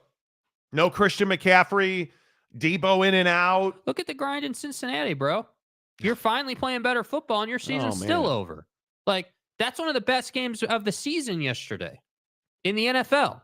Like a 40-point game between those two, and you lost the game in a thriller, and your season's over, and you're just now starting to get it going. We're just now starting to see the Burrow to Chase connection, relight again. Like that's what I'm talking about in the NFL, dude. Like, there are teams who are now starting to play better, and they have no chance at the Bengals have a 5% chance to make the playoffs, according to ESPN. 5.6% chance to make the playoffs as a 4-loss team. And Jamar Chase talking about he didn't throw his quarterback under the bus. Joe Burrow played well. I think we look at, again, I'll go to Caleb Williams. As a Bears fan that's long suffering, we have a quarterback in Chicago now. Yeah. He's progressing. He's reading. He's throwing. He is making good decisions. I think the cat is he playing as well as Daniels in Washington? Clearly not. But he's not that far behind him. It's not that far behind him. And I think that he's played a far tougher schedule. Andy's had more to deal with. I mean, let's be real. Like the Jaden Daniels thing is very straightforward. This guy's a rookie. He's lighting the league on fire. Like, he's healthy. His team's bought in. Like, everything's good there, right? Like, the vibes are good. And I can't stress this enough about football teams. And, this would apply to other teams. We'll get to baseball at some point this week. It would apply there as well. But when the vibes in the locker room are good, when guys are excited to come to work, the results typically are better. And so you're not excited to come to work in Cleveland. You're not excited to come to work in Jacksonville or Indianapolis. Like, you're not excited in New England when one of your team captains got arrested last night. Like, you're just not excited, dude. Bad football team in Carolina. But look at Carolina. Another good example. Bryce Young finally made some plays yesterday after you got absolutely torched in that game. Bryce Young comes in garbage time and shows some signs of life. So at least you have something to feel good about. What about the Jets? Man, you want to talk about a quarterback being done? Is Aaron Rodgers done? 3 picks against the Vikings, who are 5-0. Elite defense. I mean, are you telling me that Aaron Rodgers is done in New York? No, he's not done. And if I go up and down and you look at the scores from yesterday, if we go up and down the losses yesterday, are you telling me all of a sudden Baker Mayfield's done because Kirk Cousins threw for 509 yards and 4 scores? Notice nobody's complaining about the lack of execution in that game by Tampa Bay and Baker Mayfield. They had that game sealed. What did they do? Gave it away. You gave it away. Yeah. There's no question about it. But if you look at Aaron Rodgers, real questions about Aaron Rodgers. Yeah. If you look at the Patriots, look who's the quarterback of the New England Patriots? Jacoby Brissett, 18 of 34, 160. No touchdowns, no interceptions. Obviously, Drake May's just sitting there waiting. But would you play Drake May if you're the Patriots? No, hell no. No. Absolutely not. Not when you can't crack 300 yards of offense. No, you would not. I think it's very situation by situation. And I look at that situation with the Colts. I look at the situation with the Raiders. Antonio Pierce is not an NFL head coach. Not an NFL head coach. And that team is now collapsing under the weight of a lack of leadership. And this Max Crosby thing where he is yelling at Bo Nix, super cool, dude, until they beat your ass. Which I would point out, hey, really cool, Max Crosby. How about not giving up 34 to Bo Nix in the Broncos? That's a problem. There's a culture problem in Las Vegas right now with the Raiders. That's not a good football team. And Aiden O'Connell didn't come in, and this is what I say about Jameis Winston in Cleveland. Did you think benching Gardner Minshew was going to fix everything that was wrong with that team? No, because you gave up 34 MFing points to the Broncos. Your defense was a bigger problem than the offense yesterday. Not that the offense was worth anything, because you only scored 18 points and gave up 34. Correct me if I'm wrong, and that's not a great equation to win a football game. Yeah. I think we are looking also at a situation where there are a lot of bad coaches in this league. Gerard Mayo in New England is not a guy I would have hired. I wouldn't have hired Antonio Pierce because once you tell me who you are, I'm going to believe you. And you're riding an 8-year show cause ban in college football because you don't do things the right way. You're a shortcut guy. Easy way. You're a shortcut guy. Do you make your bed every morning? Oh, you don't? I'm not going to hire you to be my head coach. I'm not doing it. And I even look at Washington, and I look at the Bears. The Bears won a game yesterday. Does that mean that Matt Eberflus is a Hall of Famer? No. They should have fired him after last year. Is Dan Quinn a good NFL head coach? Probably not.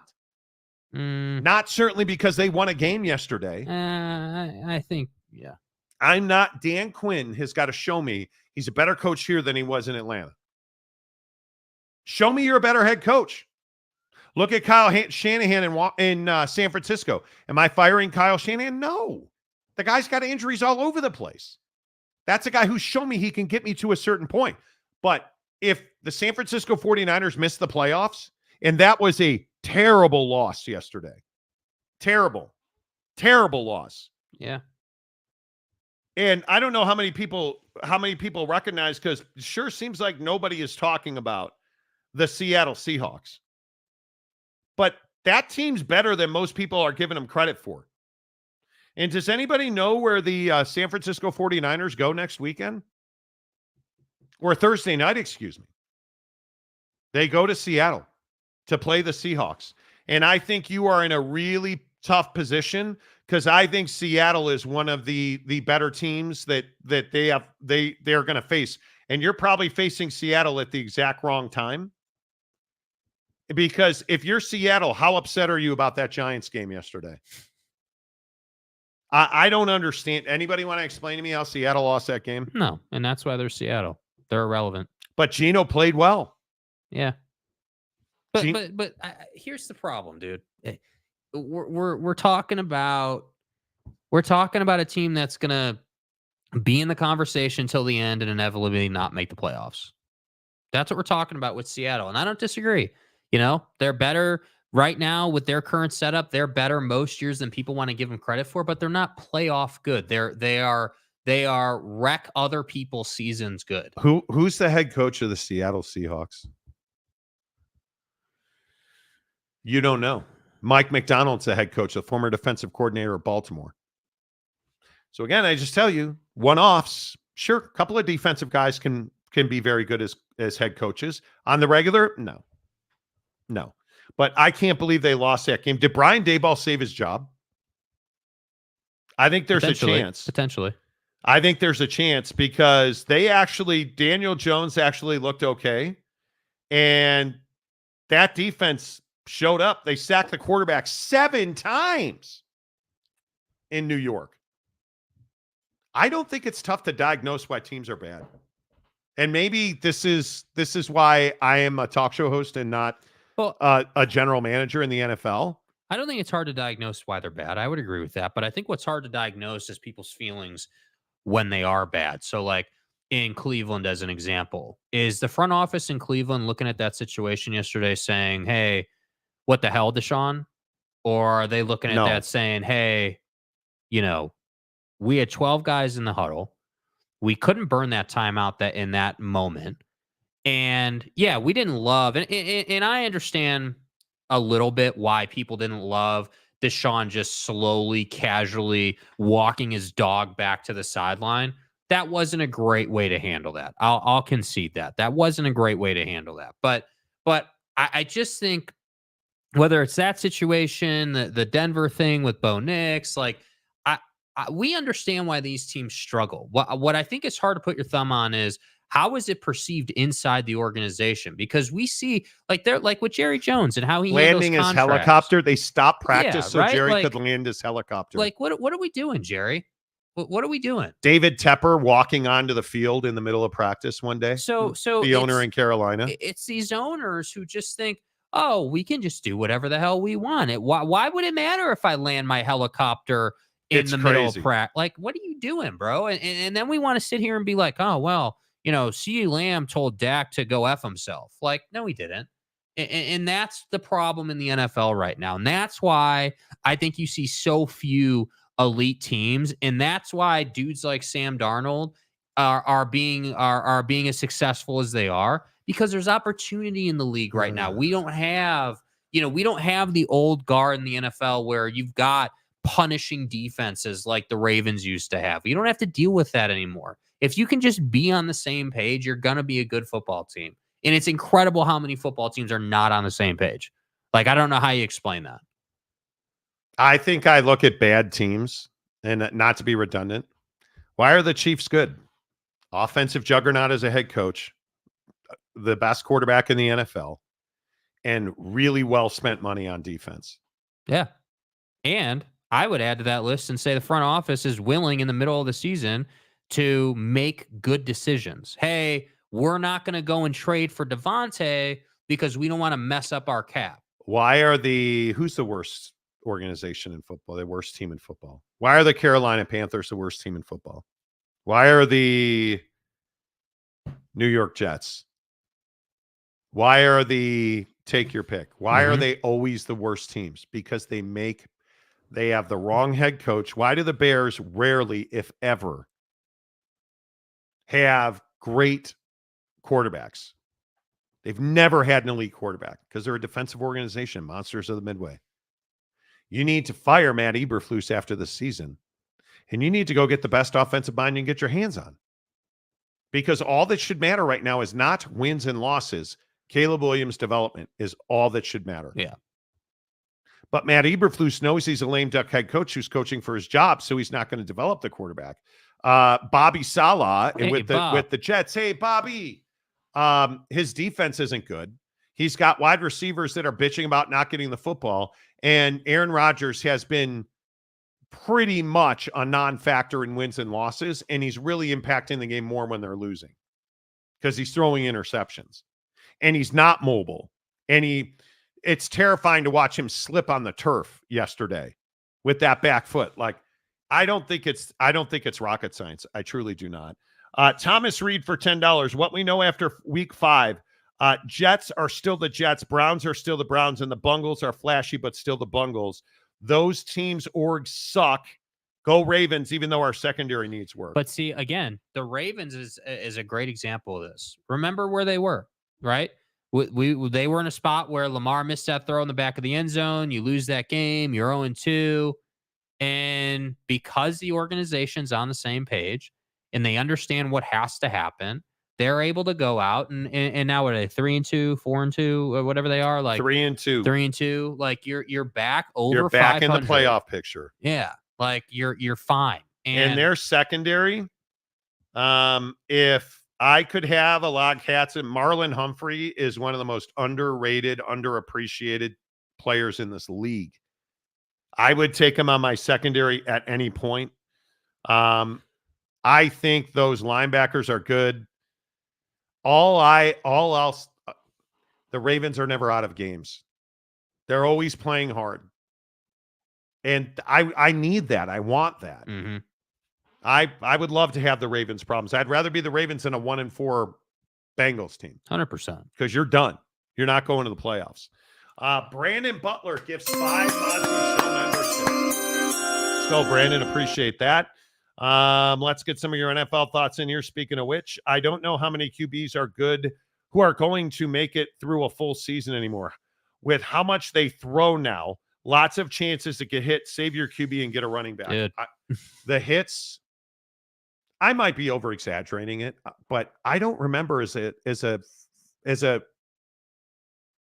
football fan, even as somebody paid to cover NFL teams, I don't remember quarterbacks taking this many hits. Well, look, the reality is athletes, just generally speaking, are more athletic now than they've ever been. They're faster, they're stronger, they're more able, they're more capable. And because of that, you are, the maybe 10 years ago in the league, a hit that is being made today wouldn't have been made back then because you're one step further along now than you were then. And I think that, you're right. Like quarterbacks are tasked with passing more, and we celebrate guys who can run to open up throwing lanes. And I think that that's part of the balance of being a quarterback. Josh Allen, his entire career, has been a guy we've talked about that's a big guy who can take punishment, but at some point that ends for you as you get older. And so now we're in a place where we got to talk about, hey,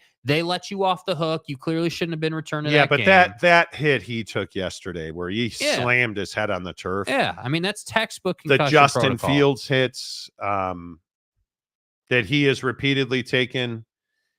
Linebackers are running like wide receivers now. Yeah. And it's Deshaun Watson's biggest problem. He holds the football too long. Like 4.640 linebackers used to be amazing. That used to be like, hey, you run a 4.6 as a linebacker, you're a stud. And now it's 4.4, 4.3. And that's regularly, like all the time. And that's where I'm like, hey, man, like science and the money these dudes put into their body, like there's just no question it's getting better. And I think that to Brandon Butler's point, hey, like we got to get Nick Chubb healthy. We got to get, the Derrick Henry has been a revelation for the Ravens because they're putting him in positions to go and punish the defense. That's why it's so incredible that Jerry Jones would say, hey, we can't afford him, because everybody knows you can afford him. You're just unwilling to pay him. And that's got to change in the league. And the teams who do have backs are doing well. Yeah, I agree. Mike Smith, Deshaun Watson is a major problem with Cleveland. They gave up way too much money and picks on him, and he has been injured so much. And I would throw in there that he hasn't been great.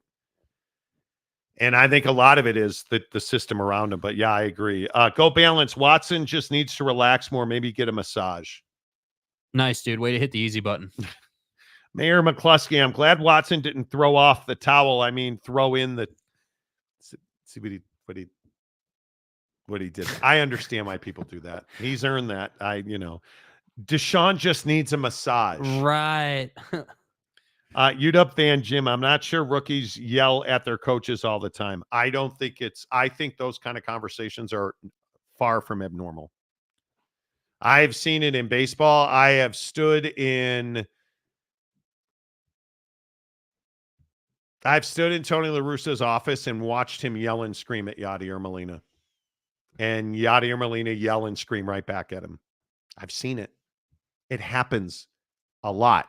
It doesn't, or at least it did not used to happen in front of cameras on the sideline. Yeah. But the CeeDee Lamb thing is the problem. Bo Nix and Sean Payton, not the problem. Yeah, they'll get that figured out. Yeah.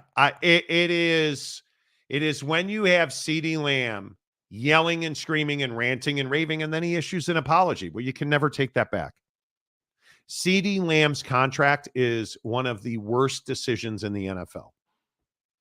I don't know how you fix it. I don't know how you fix it. Brandon Butler, let's pump the brakes a bit. Caleb has a chance to build confidence, but it's the Panthers. Who cares? Yeah, dude, but he still dominated that team, bro. The progressions.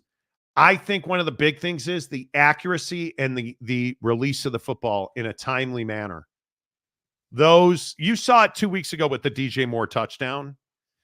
I think those moments, in Shane Walder and the offensive coordinators talked about that Caleb's having more moments where, like, ding, the light bulb went on that throw to DJ, or, hey, I'm going to throw this ball away. Ding. He's not making the stupid mistake as much as he was. And I think that's a big, big thing. Go balance. I miss the days where a rookie player would address the head coach as sir. I do not. I'm a big believer in open communication, but you have to do that in a place that doesn't cause reporters to ask questions. Right. That's the biggest thing. Now, James, we were told multiple times that Oak State returning all the old line was a plus prior to the season. Remember how we were told that the wide receiver room was the best in the country. They've got all their guys are back. We're going to dominate. Utah's not coming in here and doing anything. Turns out they did. Dunze got 5 catches. He did. The stadium guy, James, Mike, that was what I was told too. But you believe what Mike Gundy says. You not only believe it, you lap it off his shoes. And you can't do that. The O-line at Oak State, they are terrible. They suck. Okay. And the hard part for me, James, is that I don't actually believe you think that. I think you think that, injuries or, there's always James, a narrative. James guys like James tend to buy what people are selling. And I understand it. If you're a diehard, you look at Mike Gundy as a legend.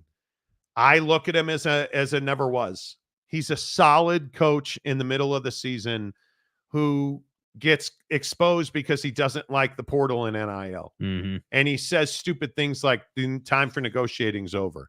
Negotiations are never over. Welcome to college football in 2024. Eric Wasikowski, all officially living in hell if Detroit is the more stable franchise. Well, you have a better commitment there to winning. That's the big thing to me. Mayor McCluskey, I'm not going to lie, watching the Jets suck has brightened my day. Jets owe Zach and Lisa an apology. Dude, I tend to agree with that, actually. There was a lot of hate on Zach Wilson, and Aaron hasn't exactly looked great. Yep. The Chad Carter. Chad, good to see you. Rip the Bengals 2024 season. Yeah, it's over. It's over. You can't be 1-4. Imagine rolling up to the facility every day, damn well knowing you're playing for absolutely nothing. Like, and if you're Jamar Chase in that contract situation, are you glad you didn't get an extension? Are you, like, where do you go? Stadium Guy James, I'm shocked Dallas pulled a victory at Pittsburgh. Multiple mistakes, but still managed to win because Dak made the play he had to make at the end. Yeah. And the defense really competed well. For missing so many key players, the compete was there for sure. Mike Smith, with all the injuries Dallas has on defense, they had no business winning that game. None whatsoever. None whatsoever. Oh boy. Adam Schefter. Oh boy. ESPN. Do we need sad music or are we good? No. Well, you probably should. New England. Well, wait, hang on. Because now he tweeted again. And now the old X machine is going through it. They're saying that Drake May is going to get the job in New England. Adam Schefter, ESPN, is reporting that Drake May will be the starting quarterback in New England. So you've given up on the season. Well, you're 1-4. At 1-4, you're not going to the postseason. Yeah. That's and I suppose they weren't going to the postseason anyway. That's all over with now. Yeah. At 1-4, you are cooked. Drake May potentially starting Sunday versus the Texans. Yes, let's roll Drake May out for his first start against the Texans. I just don't know. That seems like a good idea. Notable shift in Gerard Mayo's answer regarding quarterback situation in his day after game video conference compared to past weeks. This from Mike Reese, Patriots insider at ESPN. Mayo said last week the way the team won its only game was unsustainable, and he seems to strongly be considering a switch to Drake May. Okay. You're going to ruin that kid. Yeah. Because that team is not ready. Not ready. And he's not ready. Like, he can go out there and play, but it's not been long enough. I think Gerard Mayo was not a good hire. Not a good hire.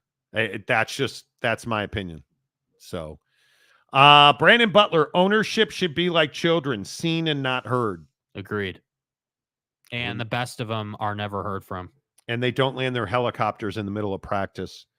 The more you pass, the more statistical opportunities you create for your quarterback to be hit. It's a simple correlation. I don't disagree with that. But I also think that there are quarterbacks who are much better at mitigating that risk than others. And I think that Josh Allen, Tua, the guys who are in concussion protocol a lot don't do a good job of that. And I would agree. I'm not saying that it's all on them. The Miami offensive line didn't do Tua any favors, but the reality of the situation is Tua doesn't do himself very many favors, and he puts himself in the line of fire pretty regularly. And for a guy that's, again, in my opinion, based on what we've seen, he's becoming more and more vulnerable to concussions. Like, that hit that he took that's now had him out all this time is not a play where you should be getting a concussion, in my opinion. I agree. Phil Venzer, as if you can knock out the quarterback, your chances of winning the game go up big time. Well, yeah, of course. Of course. Mayor McCluskey. Correct. Watson does hold the balls too long. I wish, and this is asking too much of Deshaun. He's earned it. He's asking too much. This is asking too much of Deshaun. I understand that. Yep. I wish that Deshaun hadn't had walked off with the body language he did. I agree. I wish that when he recognized the situation, he'd have just run over to this, just jog, like not sprint, just jog over there like any NFL player would. Jog over there. Hey, this is what happened. Go the next play. How do you have 12 guys in the huddle? Yeah, so it's not his fault, but as a quarterback, you don't get it both ways. So, hey, it's not his fault, but you also got to handle that as more of a professional than he did. And I think that's why there's so much resentment towards him this morning. I don't think he quit on his team, but I don't think that he did himself any favors. No, the perception's always reality, right? Yeah. I mean, Mike Smith, Ryan Leaf yelled at the press. That clip is still great with Junior Seau pulling him away from with an awkward. Yeah, that in the San Diego Chargers locker room way back then when they still were in San Diego. That's sure. Yeah. Okay. Geoff. Hello, Geoff. So, dude. Sam Darnold absolutely never got the Zach Wilson treatment for the same situation, and it's crazy. I think Sam, and I don't know about Zach Wilson. See, an NFL quarterback, a backup, sure. Darnold just has more seasoning on him now. He's traveled now. He's been around the league now. And I think one of the biggest mistakes that NFL offenses make is they don't build teams around the players that they have in the huddle. They make the players run a system that they want to run instead of building a system for the players that you have. Yes. It's a huge mistake. It is that, or go get players. Go get players that fit the system you want to run. But don't force players who don't fit your system to try and play in it. The stadium guy, James, these late show pays from James usually don't end well. I believe Oak State's O-line sucks. Yes, we heard you the first time. I hear you. I also believe the Chiefs are going to three-peat. Go Chiefs. P.S. Bo Nix is playing well. He's calling for his drop. Oh, is that what that is? Bo Nix is playing well. James, let me ask you this, dude. Should Mike Gundy be fired? And if you say no to that, should the coordinators both be fired? Yeah. Probably. I mean, probably. I'm being legitimate here. I'm not hating at all. I'm genuinely asking for your assessment of your team. Like, yes, I get it. You think the O-line sucks, but that's not the conversation this morning. Yeah. Hour number 3 of the Monty Show, presented by our good friends at Prize Picks, prizepicks.com. Or no. Monty? Stay hard. No redos. Hour number 3 of the Monty Show, presented by our good friends at Canyons Golf. I'm a terrible person. The last weekend, this is here in the great state of Utah. This is probably the last warm weather weekend we're going to have coming up. You will find me Saturday at Canyons Golf. Looking forward to that. It is the closing weekend of summer activities at Park City Mountain Resort Canyons Village, including golf. This weekend is supposed to be in the 70s. What's it like living in the mountain terrain? Here's what it's like. 83. Monty? Pop-up ads. Dude. Pop-up ads. It's one of the only things I don't like about that app, dude. 83 pretty much every day. And then Saturday we get to 80. Sunday we get to 74. Okay. And then the 20th we go to 65. And then it goes downhill to 56. From there, bro. It goes to 56. And this is in Park City. This is in South Jordan. Oh, okay. 61, 68, 55, 53. The 23rd, we will see 68 degrees, and that is supposedly the last day we're in the 60s in Utah. Looking at the 90-day forecast. Here, bro. Fall is finally. Did you guys see at the 49er game? It was 101 degrees yesterday. 101 degrees in October. Yeah. That's outlandish. So let's go spend the last weekend playing golf up in Park City. Canyons Golf, the official golf resort of the Monty Show. I love Canyons Golf. It's been a great year. Little inconsistent with the driver. Sunday, I had the hole of my life, though. Again, hit a 320-yard drive.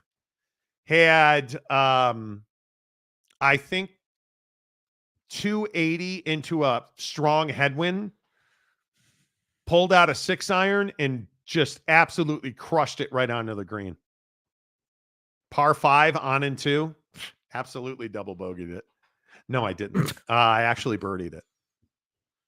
On and 2, it rolled off to the back rough, so I had to chip onto the... I bet you yesterday I lost 15 strokes to my 60-degree wedge. I am just not a good wedge player right now. With my 60, my 54 and 50 degree, I'm fine. I'm actually hitting the 50 really well. That 60-degree wedge is killing my golf game. Yeah. Killing my golf game. Last weekend to get up to Canyons Golf, make sure you get online, Google search Canyons Golf Park City, book your tee times online. You're not going to regret it. It is going to be a beautiful weather weekend up in the mountains of Utah. Make sure you tell them you heard about it on the Monty Show. The stadium guy, James. Better yet, Todd Monken as a head coach of Oak State football. You guys deserve that. You deserve that. I am not upset. A sane football fan roots for more than one team. Really? See, that tells me everything I need to know with all due respect, man.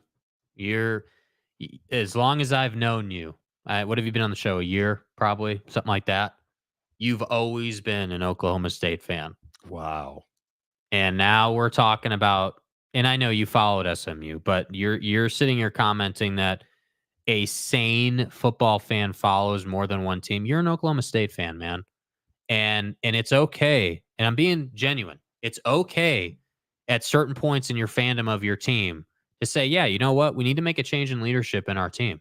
Like, we need to, at a minimum, fire the coordinators because we got to have better game plans. Because I actually think the talent on the roster is good enough to be like 7-8 wins. But the game plan is letting you down massively. Yeah.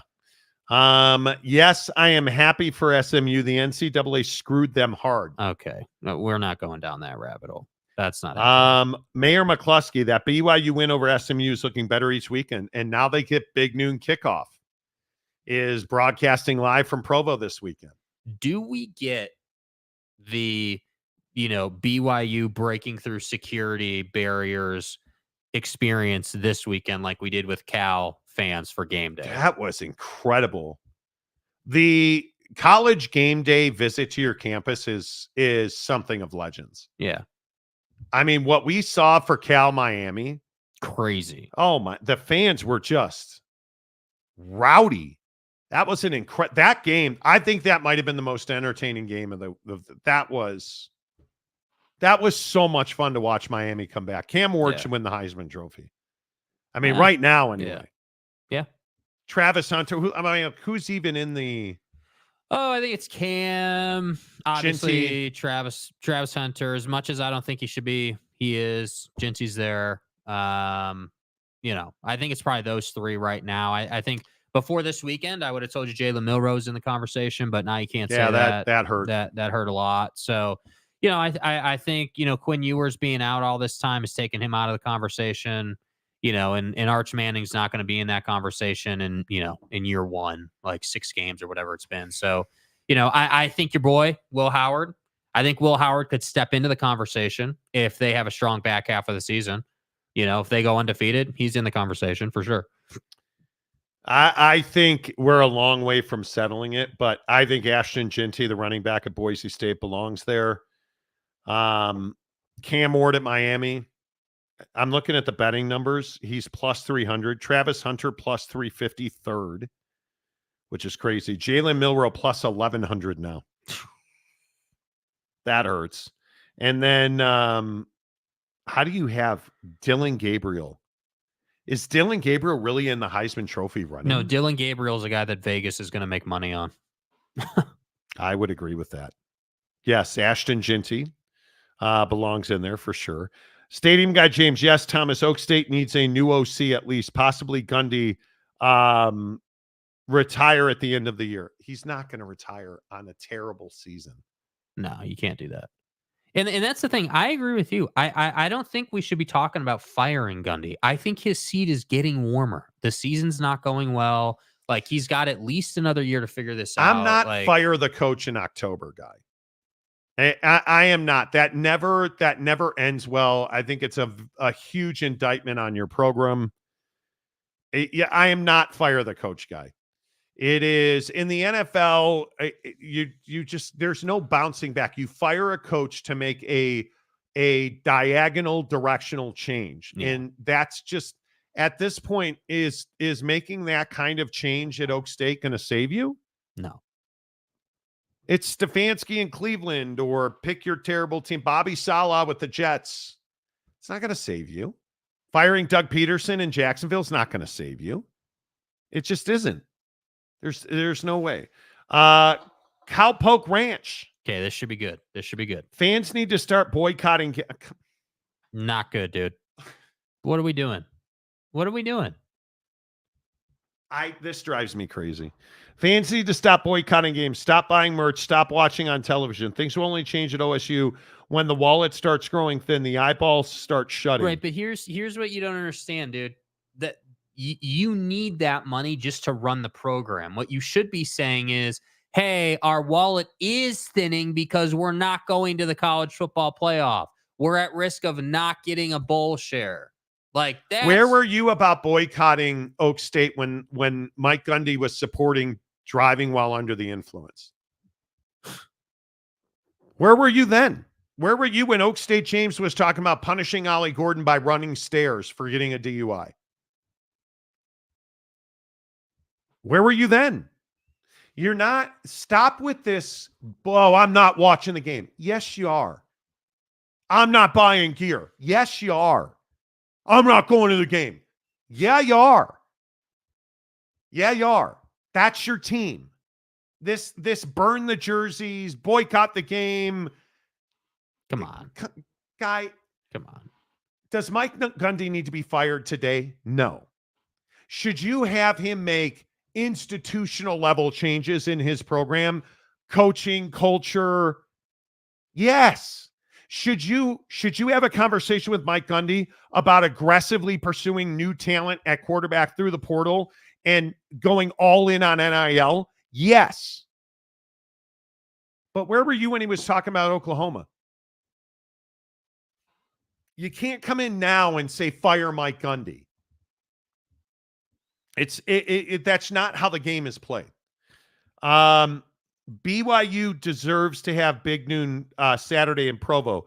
It is sad that the national media has ignored BYU until now. Well, they haven't earned that intention, but they haven't ignored them. And the other thing about, I think you have to tell the truth. BYU is 5-0. They're not one of the best teams in the country. They're not. They have one of the best offensive, but Connor Pay's going to be out how long? They're fine center. Their defense is still very, very susceptible. I mean, their best win, what's their best win right now? K-State. Probably K-State. And that was a wild sequence that led to that win. I'm not trying to dampen anybody. They absolutely deserve Big Noon kickoff. It's going to be amazing. Great for BYU fans. If you lose to Utah, are we firing Kalani Sitake and burning jerseys and boycotting games? No, we're not. Yeah. Big Daddy Magic. Hey, playa, I'm a Buffalo Bills fan. I had no idea. Breaking news. He sends me videos every day. Okay, if Josh Allen puts on a jockstrap this week, you got to buy me a long sleeve Bills shirt that's red. You're a homer is the first part. He so desperately wants it. Mike Phillips, the most entertaining game of the weekend was Weber State at Montana. Man, dude, stay hard. I'm sure it was. Phil Benzer, does everyone from Logan, Utah does everyone from Logan, Utah delusional when they think they're worth 12 million TV brand? Utah State's not in a good place right now. Okay, when you guys complain that we talk about TV contracts and expansion every day, and then the one day we don't talk about TV contracts and expansion, you want to come in and comment about contracts and expansion? Like, come on, man. We're talking football today. Thomas Reed, Oak State literally got the largest donation to football 2 months ago and is one of the top universities for football donations. You have the money. You need the people to run it, period. Agreed. Completely. Run it right, period. Yes. Agreed completely. Yes. UW fan Jim, I guess I really undervalue Okie Light. I thought Gundy was the only thing keeping them relevant. Well, he's the greatest coach anybody's ever seen. Well, look, I think there is a lot of that around Gundy where, like, it depends who you ask. I mean, Oklahoma State fans going to tell you he's the Jesus Christ of football. And I'm going to tell you that the guy is the king of mediocrity. He wins enough to be relevant, if you will, but he's never going to be a college football playoff winning head coach. Ego with no accountability is what you have at Oak State. Mike Gundy is accountable to nobody, and he wants to just be good old boy. Does any type of interviews he wants. We're playing football, boy. That's great. That's great. But when is somebody going to step up and hold Mike Gundy accountable? I can't imagine him ever getting fired at Oak State. I don't think he ever gets fired. Cowpoke Ranch for $5. I called for Gundy to be fired before the game was even over at K-State in 2022. Okay. Well, you're new to this show, so okay, congratulations. You're the one. You've been calling for Mike Gundy to be fired for 2 years. Somehow I don't see that. Mayor McCluskey, the real question I have is the F is Notre Dame at number 11. I have no idea. Soccer writer, so. I would agree with that. They're not an elite football team. No. The stadium guy, James, I agree. I would volunteer to pack up Casey Dunn's house tomorrow if they fired him today. That's what you should do. What is Mike Gundy known for? Why do you have an offensive coordinator? Fire him. Make Mike Gundy earn his paycheck. And even if you're Mike Gundy, dude, like there's no getting away from the incompetence of the offensive plan. Notice I'm saying the plan. Like, what's the goal this week? What are we trying to do to beat this opponent in front of us? Yeah. There's never a clear like, hey, we're gonna run the ball 30 times this week, and I don't give a damn if we run for negative yardage. We're committed to that plan because we think it's gonna work. I think that Mike Gundy is somebody that I don't know. I think it's really difficult for me to continue to it's Michigan fan. It's what football fans do. Yeah. You don't hold your coaches and players accountable. If this situation with Jabril Peppers this morning, if you're just tuning into the show, New England Patriots safety Jabril Peppers was arrested early Saturday morning and charged with possession of cocaine and allegedly strangling somebody at a residence. If that's domestic violence, how can Bob Kraft have him on his football team anymore? After what we've seen go on, after what your team dealt with Aaron Hernandez. But Jabril Peppers is a captain and a good football player. This is when we find out who you really are. Yeah. Miami, I think you mean Miami. Not getting called on targeting was inexcusable. Either protect the player or let's end college football altogether over a targeting call. We're going to end college football over a targeting that call. Multiple people deemed not targeting. I think it was targeting. Crown of the helmet to the ear hole is targeting. But we're not ending college football over a non-targeting call. We're just not what we're doing. Tanner Plummer, Pay is out till the Utah game, but I'm confident BYU's depth chart will carry him. It's a huge loss. Yeah, we'll see, dude. A huge loss. Tanner, hey, Marty, how can you compare Gundy to Kalani? Two very different situations. I think Kalani Sitake's having the year of his career right now. The challenges he has at BYU, from the honor code to the church to funding to perception versus reality, it's a very difficult situation. You're asking 17-year-old kids to come and play football for you and not have sex, not drink beer, not have women in their dorm room, not watch R-rated movies, go to church on Sunday, live a chaste lifestyle. You know how difficult that is? Do you know how difficult that is? To just recruit on any level.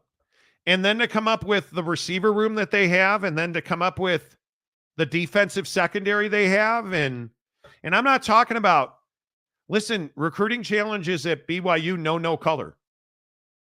And they still get Jamal Williams from the Inland Empire in California to come to Provo, Utah, and then go to the NFL. How? And BYU fan believes that they should win a national championship every year. It's expectations versus reality, in my opinion. So, Mayor McCluskey, let me go up here and get this first one then. Hey, I'll take a win whether we escaped it or not. overplaying like poo against Arizona. A win's a win. However, I am very, very nervous for the game against Arizona this weekend. Yeah, you should be. I think that Fafita McMillan connection is real, and I think that he's hard to stop. And I think that the good news for you as a defense is Arizona hasn't shown to be a prolific running team. They're very much a explosive play kind of team. If they have them, they typically win. If they don't win. And so as a defense, you're going to see. I think, 4 down linemen, probably a lot of only 2 linebackers in the box, and a lot of secondary play. And if you're disciplined in the secondary, you theoretically should win the game. So Mayor McCluskey used the word poo. Right. Go balance. Poo? Are you 12? Mayor McCluskey. In fact, I am 12. Exactly right. Exactly right. Big Daddy Magic. Hey, playa, let's bet on the BYU Utah game. When you talk wins big, you have to buy me an A3X Buffalo Bills red t-shirt. If BYU wins by accident, Jake will take you out for waffles. Good to see you, bro. If BYU wins by accident, because it couldn't possibly be that BYU would win the game because they're the better team. It'd be accidental. Come on, it's BYU. Like, Cam Rising's fingers would fall off. Fingergate has come to an end magically in time for the BYU game. I am not buying you a red Bills shirt. It ain't happening. It ain't happening. All right. Real quick, are you guys watching the MLB playoffs? Because the Dodgers-Padres game and the Mets-Phillies game were awesome. Electric. The Bryce Harper, speaking of the Mormon community, Bryce Harper, I don't know how he does what he does, but that dude shows up in the biggest moments and pretty much every time. It's unbelievable. Dude, what is it like to feel that when you hit a 98 mile an hour fastball over the wall? Stay hard in the playoffs. Yeah. Yeah. And absolutely light a stadium on fire. What is that like? Ask Dodger fans who probably have tried to light the stadium on fire. Padres Dodgers is everything you want. It's a huge rivalry. Dodger fans. Why do I hate the Dodgers? Because of Dodger fans. Mm-hmm. I am not go to a stadium and throw hands guy. I just don't believe in ever punching people. I don't believe in throwing things on the field. But are we watching last night? We're watching the game and Dodger fans are throwing coins at Jurix and Profar and full bottles. And I hope whatever the liquid in that bottle was, I don't know, but you're throwing full bottles at people. Do you know how dangerous that is?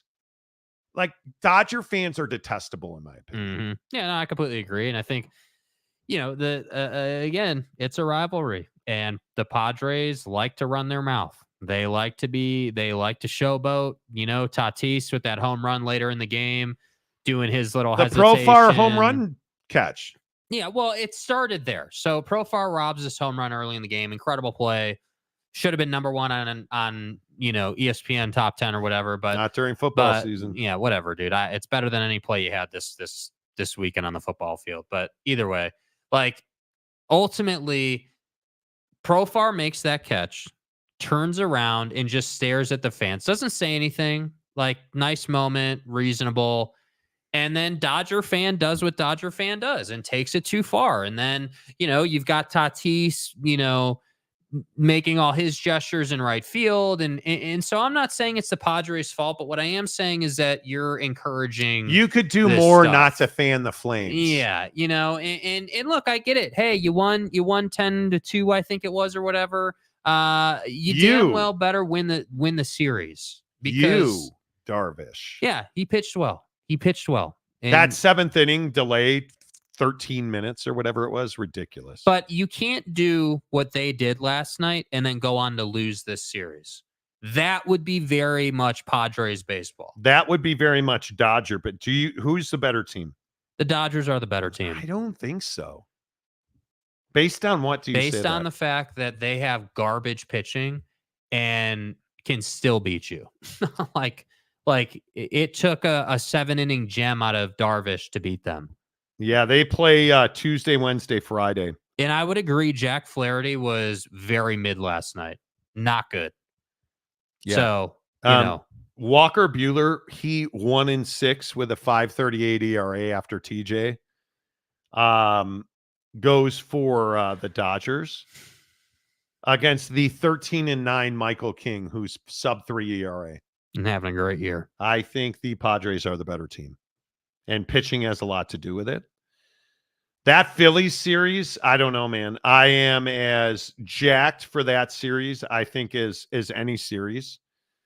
Were you surprised that the Guardians handled Detroit so easily? A little bit, yeah. I think you want to talk about a better team. I mean, I'm a big believer that you can Cinderella story your way into the playoffs, but when you start playing better teams, you know, things start to start to show up. You know, the holes in your lineup are more, you know, you can see them more because the starting pitching in the playoffs is so good. Yeah, Skubal, who should win the Cy Young, I mean, 18 and whatever he is, 18-4, I think, on the season. Yeah. Skubal and Boyd this afternoon. And then there are a few teams I dislike more than the Kansas City Royals. That team, I don't know why that team annoys me. They shouldn't be good, and yet they are. Who am I? Mike Gundy?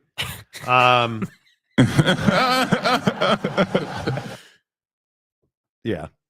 And you want to talk about it. If the Yankees lose this series, do you fire Aaron Boone? Yeah. I think you do. You do. The Royals have no business winning this series. I think you do. And, well, I don't know if they have no business winning this series. The Yankees need to figure out how to get guys out. Because wasn't it Garrett Cole? Yeah. 5 innings, 7 hits, 3 earned, 2 walks, 4 Ks, and a bomb. Yeah. And you needed Alex Verdugo clutch to come back and save that game. That can't happen anyway. I just wanted to talk some baseball. I know the Utah hockey team drops puck tomorrow against Maillard and Wien. I know everyone's all excited, and it's all cool to wear the Utah hockey uniform out and about. I get it. Yeah, you know. I'm glad that we approve the tax increase on the state of Utah, to pay for Buddy's building and the concourse and the renovation of downtown. Like, I don't have a lot of nice things to say about that, which is why we don't talk about it. You damn well better win. You better win. And then when you win, then you can justify, spending $900 million in tax funds. I don't want to talk about it. I'm not going into your black hole of ridiculous, death. Dude. It's fine. Tanner, let me be more specific. The whiny red team on the hill. Oh boy. Now we're getting into BYU, Utah hate in the comments section, which is fine. Travis, how can you hate on the Royals? Small market baseball teams winning games is incredible. Since when? I am here for the Guardians Royals today, or Guardians Tigers today. I'm excited about that. I'm not excited about the Royals. Like, Cleveland is actually a really good baseball team. Who's this?